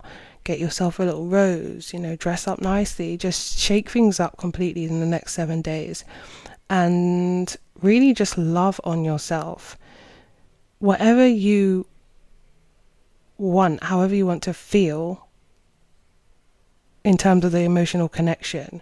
And I get that you saw this somewhere, or someone brought this out in you, or you witnessed a couple and you just thought that relationship looks so dope.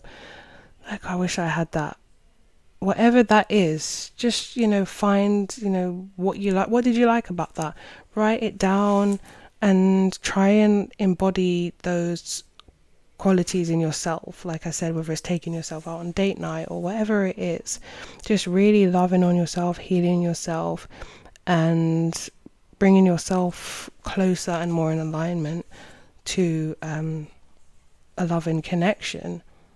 And you'll notice changes within that connection or in your next connection. What you can do is do something vulnerable every day for those 7 days. Something small that puts you out there a little bit. You know, say something to someone, start up a conversation, something you wouldn't usually do. Maybe you're in the lift, you see someone every day at work, and it's like, you just kind of, maybe today you say, You know, oh, how's it going up on level 2 anyway? I suppose there's a lot more work, or I don't know. Don't listen to me, but like, you know, or oh, what did you get up to on the weekend? They might be like, oh, like, you know, you don't usually talk or something, but just do something that puts you out there every day. Like, I challenge you, please do that, something small, and you're gonna feel a lot different. It's just about shifting things. And you have to do something different, right? In fact, what did I say in the beginning of your reading? Like doing the same thing and expecting different results. Shake it up. That's what you need to do. Shake it up. Once you start doing small things at a time, it just reminded me of a student I was counselling actually, and I'm really, really proud of how he did that. Started off trying small things at a time, but anyway, he just was so much more confident by the end of it and saying the next thing he's going to try. And it was from small things to like foods to sports and to like doing boxing and going to fights and stuff. It was really positive, and it just starts with something small, and you're worth it, so do it. Let me know what happens the next 7 days, what worked for you, what didn't. Come back and comment and let me know. And I'm wishing you all the best. Don't forget to like the video if it resonated. You can also share and subscribe. And I'm moving on to Aquarius. I'll speak to you soon, Capricorn. I'll see you next week for Tarot Thursday. Aquariuses and Aquarius placements, welcome to your reading. So we're going to be getting into it. If you are an Aquarius, I want you to leave an ocean wave emoji in the comments and rep your sign. Rep your sign, rep your sign. Okay, now at the end, it's when I get a bit funky, get a bit goofy. Okay, so the first thing we've done is we've laid out what limiting belief is the cause of you being stuck. Obviously, we know these things are usually subconscious, not like you're sitting there trying to sabotage yourself, but this reading will hopefully just bring some awareness to what's the program that's running in your subconscious mind that is causing you to kind of be stuck in a loop and not being able to kind of move forward. Break 3. Mwah. Bye, darling. Sorry, son's just going to the gym. Forever, my baby. Okay, so what I'm seeing here with you. Oh, so for all signs, I've kind of asked for a card on what area that sabotage is in. So the part that the limiting belief, the part of you that's sabotaging, and your one happens to be in love. The Page of Cups. So I wouldn't even say love. I would say it's the infatuation stage. It's not like fully grown, mature love like that. It's the infatuation stage, or the puppy love phase, or maybe you had someone but it was when you were young, something like that. Either way, I would say the thing that keeps you stuck when it comes to love is you kind of already feel like you've got people sussed out, and you kind of feel like, I've got your number. You have literally 3 knights that came up. I'm going to show you. It came up like that. 3 knights. Again, it shows like not like not the maturation of love. It's like you get to the early stages and you're like, yeah, nope, and you move away. I feel like you look for small things in when it comes to love, and I'm not saying you're like this in everyday life. This is particularly in love or romance. Sorry, not love, but like romance. Any potential partners, it's like if they're too fiery and too passionate, you think they're only after one thing. If they're too watery and too emotional and too romantic, you think that they say this to every girl and guy they come across. If they're too Knight of Pentacles and too like down to earth and practical, you say they're boring. There's just, you know, every excuse, and it's with the 10 of Swords, like, yeah, that didn't work out. That one didn't work out. Yeah, that one didn't work out. Yeah, I felt like this person was too much like this. You're very quick to like be over something instead of maybe seeing where it could unfold to and lead to. And with the Ace of Swords and the Six of Swords, it feels like, yeah, you move on, you make up your mind quickly, you move on quickly. You're not really giving people the time of day. And so maybe there's something underneath that maybe you need to kind of examine. And we will look at the root, because that's what we've been doing in the next spread. We look at the root cause of that. And with these cards, you've got the Labradorite, see all the magic. It's like you've lost your magic and sparkle in love. When it comes to love and romance, it's like you're not seeing it as something shiny and sparkly anymore. It's just like, yeah, but these people are all people and they can hurt you. It's like a cynical view. That's what I want to say. It's like a cynical view. So it also has go deeper with Epiodote. So yeah, it's about going deeper and finding out why. Why do you feel like that? So that is your limiting belief when it comes to love. It's just pretty straightforward. You kind of see the fault first and then think, I don't want to deal with that. You might be really happy by yourself. You might feel like you're happy by yourself. I suppose it becomes a comfort zone thing as well. But ultimately, like, everyone wants connection, you know, everyone kind of seeks that in the end. And, you know, you are going to want love at some point. And currently it's like you're just kind of like chilling from it. You're like, no, I'm not really something I can be bothered with right now. But then, like, if you're always putting it off, it's going to come to a point where you're going to kind of, you know, have to address whatever's going on underneath that. Nothing is yet set in stone. Mutable moon. So you're mutable means you're very like, even though you're a fixed sign, you're very much like, yeah, you know, it worked, it didn't work, you know. You're not really that fast. It's just like, yeah, I had a day, well, it went well, but then maybe you just, that person messages you or says, oh, I had a great time, and you just don't forget to respond, and it's not really a big deal to you. But then, you know, you find yourself in the same pattern of like, oh yeah, I haven't really been investing in it, have I? I can't really complain that it's not here.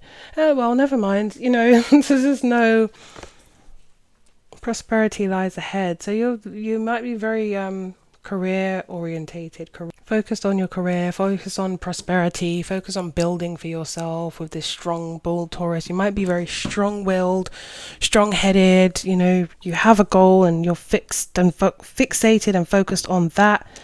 And you just maybe feel like love just brings negativity. It brings up too much emotion. It brings up too much of that. Let's look at the root cause of why you feel this way, because it's quite clear that, you know, if you're in a relationship or something like that, I don't really see this. If you're in a relationship, I'm forcing that. I'm sorry, but if you are in a relationship, probably best that you don't listen to this. I just get the messages I see. I wish I could be like diverse and be like, oh, if this is going on for you, it's probably like that. And sometimes I just get the messages I see and like my mind already saw it.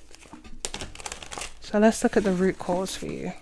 Well, there you go, Aquarius. The root cause as to why you feel like this. Why is this sabotaging you? Feeling like you don't get past the first date or whatever, or the love is on the back burner, or you just think that everyone is suspect to you. Everyone is just sus. Like, what are you bringing? Oh, what are you going to do now? You're cynical. So the limiting belief around love is that, you know, everyone's out to get you, or no one's, you know, genuine, or no one has good intentions. And actually it's you that is the wounded warrior. So some things have happened in your past that have really hurt you and caused you to feel like, I feel like with the Hierophant above that, it's like it's times where you've opened yourself up and you've felt like you've been vulnerable, that you feel like you've been stabbed in the back. There might have been some sort of public humiliation with the Ten of Swords and the Six of Wands. There may have been like a real deep betrayal or a public humiliation is what I'm getting most. Maybe something was seen online or something was exposed. However it was exposed, it was humiliating for you because it's like, this is very public. Maybe it was someone that was popular that kind of swooped in and took your person, or, you know, some point ago, but it was something that was deep. So it was kind of traumatic. So sorry about that. And then with the 9 of Wands, it's like, I'm now the wounded warrior. Now I'm now looking at people like, what's your intentions? Because it feels like some things were very much caught off guard. Like, this was just like a sneak. This just caught me off guard. Like, I didn't know you hated me that much, or I didn't know that, you know, that I could be so betrayed. Like, what did I would have to hate someone to do that to them, but this person just done it. It's like stabbed the knife in with a smile in there on their face. So it just kind of feels like that was so traumatic that it just, you know, in regards to it, when it comes to love now, it just feels like opening up Pandora's box, and there's a lot of wounds in Pandora's box, or there's a lot of feelings that are going to come out, and so it's easier for you to just act like, you know, keep it moving and not get too attached, not get too invested, not get too deep. And it could have been when you really felt like you were in a secure relationship that bad things happen. So it kind of like is a bad reminder, a painful reminder. When something starts to get a bit deep, it's like, yeah, no, I don't want to deal with that again. Your mind won't let you. It's like, you know, there's a lot of people carry fear around relationships and fear of like being vulnerable and stuff, but I feel like this was more traumatic for you, and so it left its mark and it left its scar, and now you're just focused on you because that's the only thing you can control. I think you would love, secretly, literally with the High Priestess, you would love someone stable, someone loyal, someone with good intentions, someone who you know, prioritizes you, who is stable financially and emotionally, someone that makes you feel secure. Like, all these things, they're really important to you, that have good morals and values, and, you know, can just be straight with you and have, like, secretly you desire all these things. Like, you really do.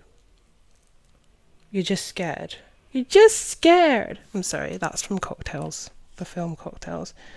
But yeah, you're just scared. You're just scared of, you know, deep down, that's how you feel. Subconsciously, that's how you feel, you know. You might just be like, to be honest, I don't give a damn about love. And that's what it is, you know. And that's the attitude that's got you here. I'm joking. But yeah, it's just very much, look, the Ace of Swords, the Four of Wands here. It's like, ultimately, yeah, you would like that. You would like to be looked after.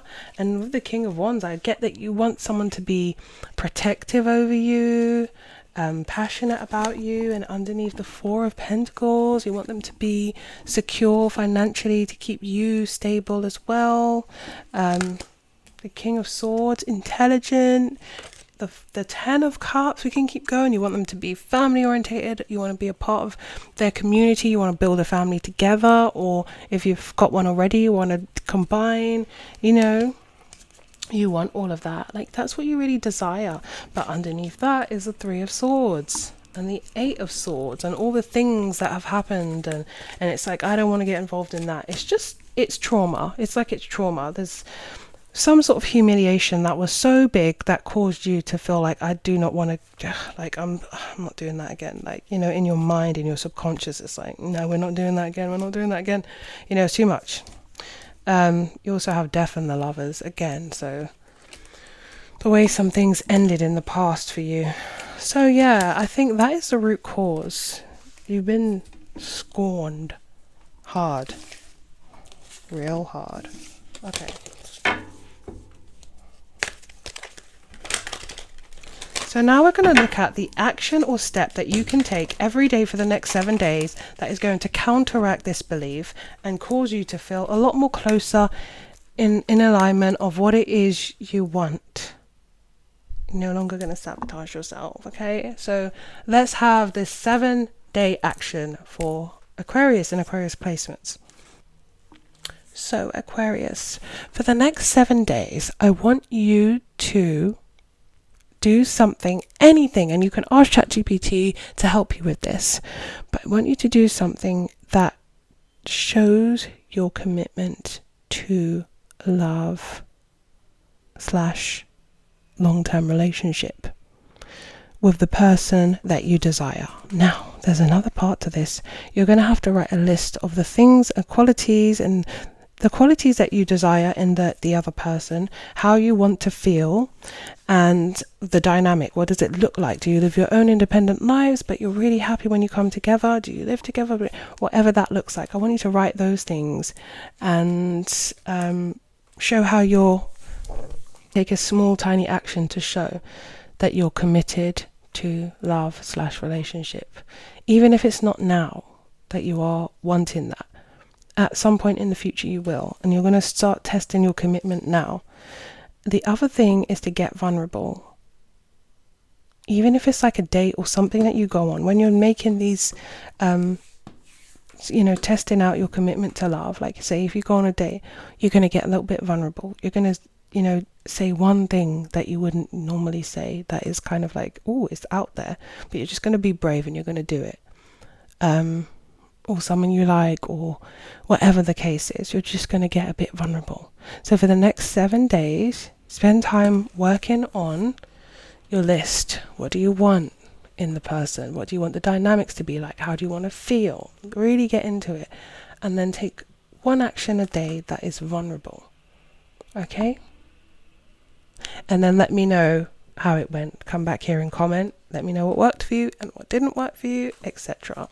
So thank you, Aquarius, for coming and tuning in. And I'm moving on to Pisces. If you would like to like the video, comment, subscribe, share, I'd be very much grateful. Thank you. Moving on to Pisces. Hi, Pisces. Oh, I love you, Pisces. You are my Venus sign. I'm a Pisces Venus and I'm proud. If you are a Pisces, leave a fishy emoji in the comments and rep your sign. I will be repping Pisces too because I love that sign. And it is my Venus. Not the best place to fall in, I'll be honest, but it is what it is. So Pisces, what is keeping you stuck? What is the limiting belief that is causing you to feel like it's counterproductive, it's working against you, it's sabotaging you? Of course, like we don't sit here and believe that, we're sabotaging ourselves on purpose. This is definitely a subconscious thing that we're talking about, and this reading is just kind of exposing it and bringing it to awareness. Pisces, what is the thing that keeps tripping you up? Pisces, the song, and this song I haven't heard it in a long time, it's by Leona Lewis, came to my mind, and I think it's called Happy, but she's just basically saying, so what if it hurts me? So what if I break down? So what if another day, whatever she says in the middle, and then at the end she's just like, I just want to be happy. And I really just feel like that with you. And that song just like came strong, and it was like, I just want to be happy. And the first card was the 9 of Cups. So I really just feel like it's like, I just want to be happy. Like, I just want to be happy. Why is there always things that cause me to not be? Like, why am I always feeling so stressed out about something? You got the 9 of Swords here, and it's like, it is your mindset. I'll be honest, it is a mindset thing that's attracting. It's like you kind of saying that even in itself, like, I just want to be happy. It just feels like every time something good's happening, something else has to come, and it has to create this whole different dynamic.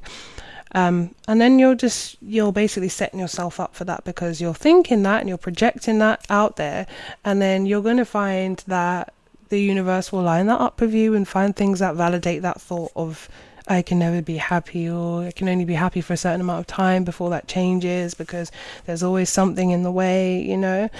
You're very, very intuitive, and you pick up on energies like that. Like, you're very sensitive to energy. You also know a lot, but you don't always practice what you preach. You also got soothe your soul and find peace within. And it's within that needs to find the peace. So it's not actually your external world, it's your internal world. That's where you really need to find the peace. It's inside. And it feels like you beat yourself up about things a lot, and please don't do that. Anyway, I forgot to say, with all the signs, I've been doing the area in which you're feeling stuck the most. So I've been choosing a card. So some people have been getting love, and a lot of people have been getting love and romance, other signs, and career, whatever. You got the Two of Pentacles. I genuinely just feel this area is general, and it's about feeling stable, and it's about feeling stable consistently. Like, I feel like that's your area. I feel like you're working, there's a change that's come in recently, and it looks like you're working more towards stability, whether that is like, so you got the Wheel of Fortune and the Eight of Pence, whether that is like, how it looks for you to be you're like working on yourself so that you're stable, or if it's like financially wise, or if it's working, saving towards getting a new home or something like that. But either way, it feels like my back is really hurting for some reason now. Do you have back problems? Back pains? Yeah, I just feel like sometimes you beat yourself up a bit too much, or your negative thoughts just kind of take over. And then you're projecting that out there, and then kind of like whatever the thought is, like I said, like there's always got to be something, why can't I never be happy? That goes out there, and then, it feeds back in, and it's playing out. You got to take time to breathe, take time out to breathe. So meditation could be really good for you guys. Consistent meditation, if you're not doing that already, it's a really good way of staying grounded, staying present, and not getting anxious, because I feel this anxious energy of the future, like where are things gonna lead in the future. There's a worry there as well. And these cards are asking you to be kind to yourself. Be kinder to yourself. Treat yourself with compassion like you would a friend. Sorry. There is a new romantic cycle coming in for you, if it hasn't already. They want you to know that.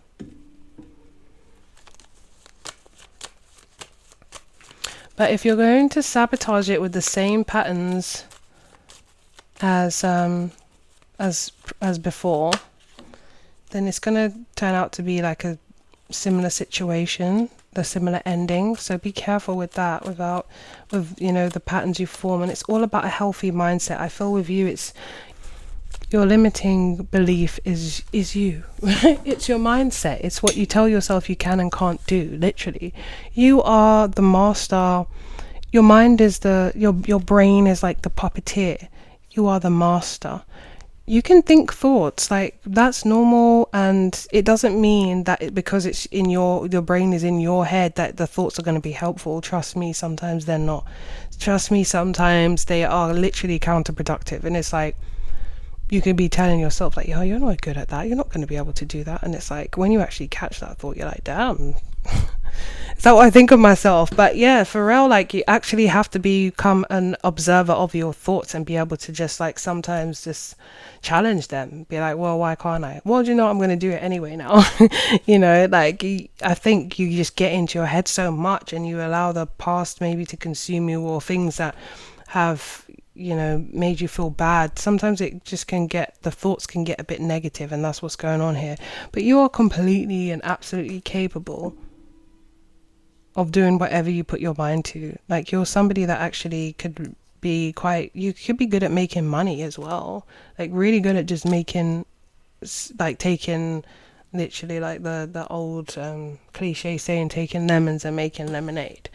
Taking something and making it into some mad creative idea that's like, actually, like, oh, I could do this with that, or I could, or you could be someone that is very helpful in certain projects where it's like, oh, something's missing in this, and you're like, why don't we take this, and instead of doing it, in today's date, why don't we make it in the 1930s? That would give it a whole new spin, plus we could do this, plus we could, and it's like, yeah, that's actually a really good idea, Pisces placement. It's like, yeah, let's do that. Like, you have so many qualities and creative ways that it's like easy to bring in money, but it's like it feels like you're you're amazing and you're on stuff, but then you fall off again. And you're like, I don't really, maybe some of you suffer with depression or something like that, but maybe it's to do with the mindset still. The limiting belief for you is the mindset. The devil came out with the 8 of Wands. You have so much potential, and then you limit yourself and you're like, no, can't do this. And there's doubt, and there's, it's fear. It's a lot of fear. I don't know why. Is it fear of change? Is it fear that you might actually be successful? Let's see. Yeah, maybe fear of expansion, like having, okay, so it's fear, the expansion is the thing that will happen, literally, you've got like the devil here trying to block the 8 of Wands. The 8 of Wands is like fast moving, I'm going to do this. The 3 of Wands is expansion. The Magician, you have the capability, you have everything it takes. The 9 of Pentacles, you know how to take shit and turn it into gold. In an abundance. But the devil here is just like, and it's you, it's your thoughts, it's just you keeping you stuck. It sounds like it's something so simple, but, and I feel like with the 2 of Pentacles being in the position of like the area that's in, it's like this feeling of like, it's the fear here that you worry about is, I don't know if I'm going to be able to keep this up. Sometimes I can fake the funk, and then other times I feel like I'm drowning, or I feel like I'm, just not able to, or whatever the situation is. For some of you, it could be to do with addiction, to be fair. Like, you worry that every day is a struggle or a battle to make sure that you are staying on the clean and narrow, which is difficult if that's the case. The 3 of Swords, the King of Pentacles, 6 of Swords.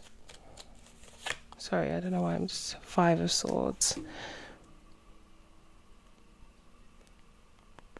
It's almost like if it's like inaction won't lead to disappointment and failure, or another mess I'm gonna have to clean up because I'm gonna be sad about. It feels kind of like that, but it's just, yeah, you gotta stop feeling sorry for yourself. You don't have to feel sorry for yourself anymore. Start telling yourself you can.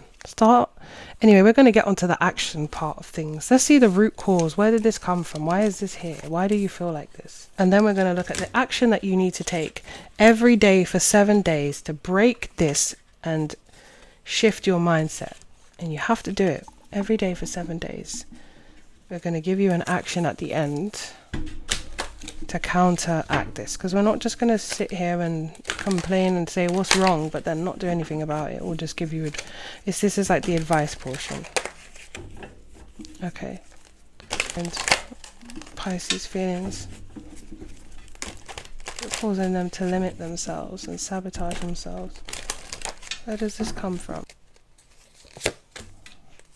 I'll be honest with you, the root cause of things, you might have like grown up in an environment that was like kind of cold, like as in your parents or parent was cold, or the way they interacted with each other was cold, or something like that.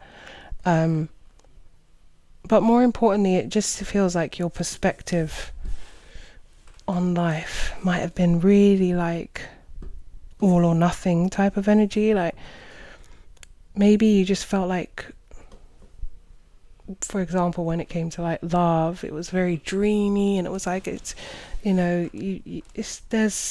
don't want to say like it's given us, it's like a little bit of naivety, but it's like that was soon like taken out of you when you experienced something, and it just was like whoa, and it changed your perspective on things. Sorry. With the Justice card here, it's like something made you kind of cynical, but maybe you kept on, I don't know, seeing the Emperor. It's like maybe you really looked up to someone when you were younger, or a significant relationship you had. Yeah, and it just led to so much disappointment. It was like you put them on a pedestal and you thought the world of them. And then when you really realized who they were, it was like the opposite. And maybe that just made you a little bit cynical.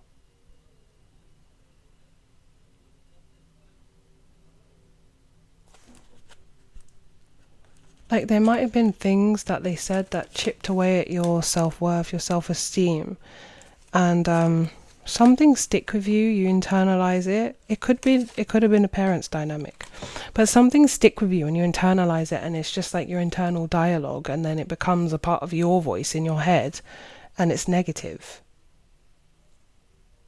So that could have been the case for some of you, but it just seems like there's some thoughts that were internalized, things that were said to you that were negative or not nice, and they just became like an internalized thing. And then it became your negative voice saying those things. So we're going to look at the action you're going to take every day to counteract this. Bye-bye, limiting belief. What are we going to do to counteract this? Hopefully before this new romantic cycle begins, because it looks like there's some romance coming. Okay. Pisces, for the next 7 days, your task, or not task, your challenge is every day you're going to do something that pushes you out of your comfort zone, for one. I don't care what it is. You could take a different route to work one day. You could, instead of always getting chocolate milkshake from Burger King, you decide to get strawberry. I don't care what it is. Every day you're going to put it into your mind that you are going to do something that steps you out of the usual thing you do, out of your comfort zone. The other part of it is you're going to do something that allows you to feel seen, even if it's scary. You're putting yourself out there in some way, whether it's joining a class, whether it's doing something online, whether it's posting a picture, whatever it is for you will be on different scales. But that's what you have to do. You have to do it. If you don't do it, I'll know. Anyways, so sorry, I'm just being silly, but it's true. Like this, like I promise you, like if you just try it for 7 days, you're going to see a shift. You will see a shift. You're telling your mind that we're not doing this no more. This, we're not doing it. Waiting for something to change and nothing's happening. No, it's keeping you stuck, and you have so much more to offer as this Page of Cups that you just do. You have so much to offer the world. We need your energy. We need your presence. We need you. So come back and join us when you're ready. And how you're going to do that is, like I said, so the first thing was to shake things up, get yourself out of your comfort zone, do something different every day for the next 7 days, even no matter how minuscule it is. The second thing is you're going to allow yourself to be seen in some kind of way that makes you feel a little bit vulnerable, but it's a bit of a risky thing, but you're being seen and celebrated, okay? I love you, Pisces. And let me know in the comments what that thing was, or what happened for you, what worked for you, what didn't work for you. Come back and comment and let me know. And I will see you next week in Tarot Thursdays. This is the end of all signs. I love you all. Take care of yourself, and I'll see you next week. Goodbye.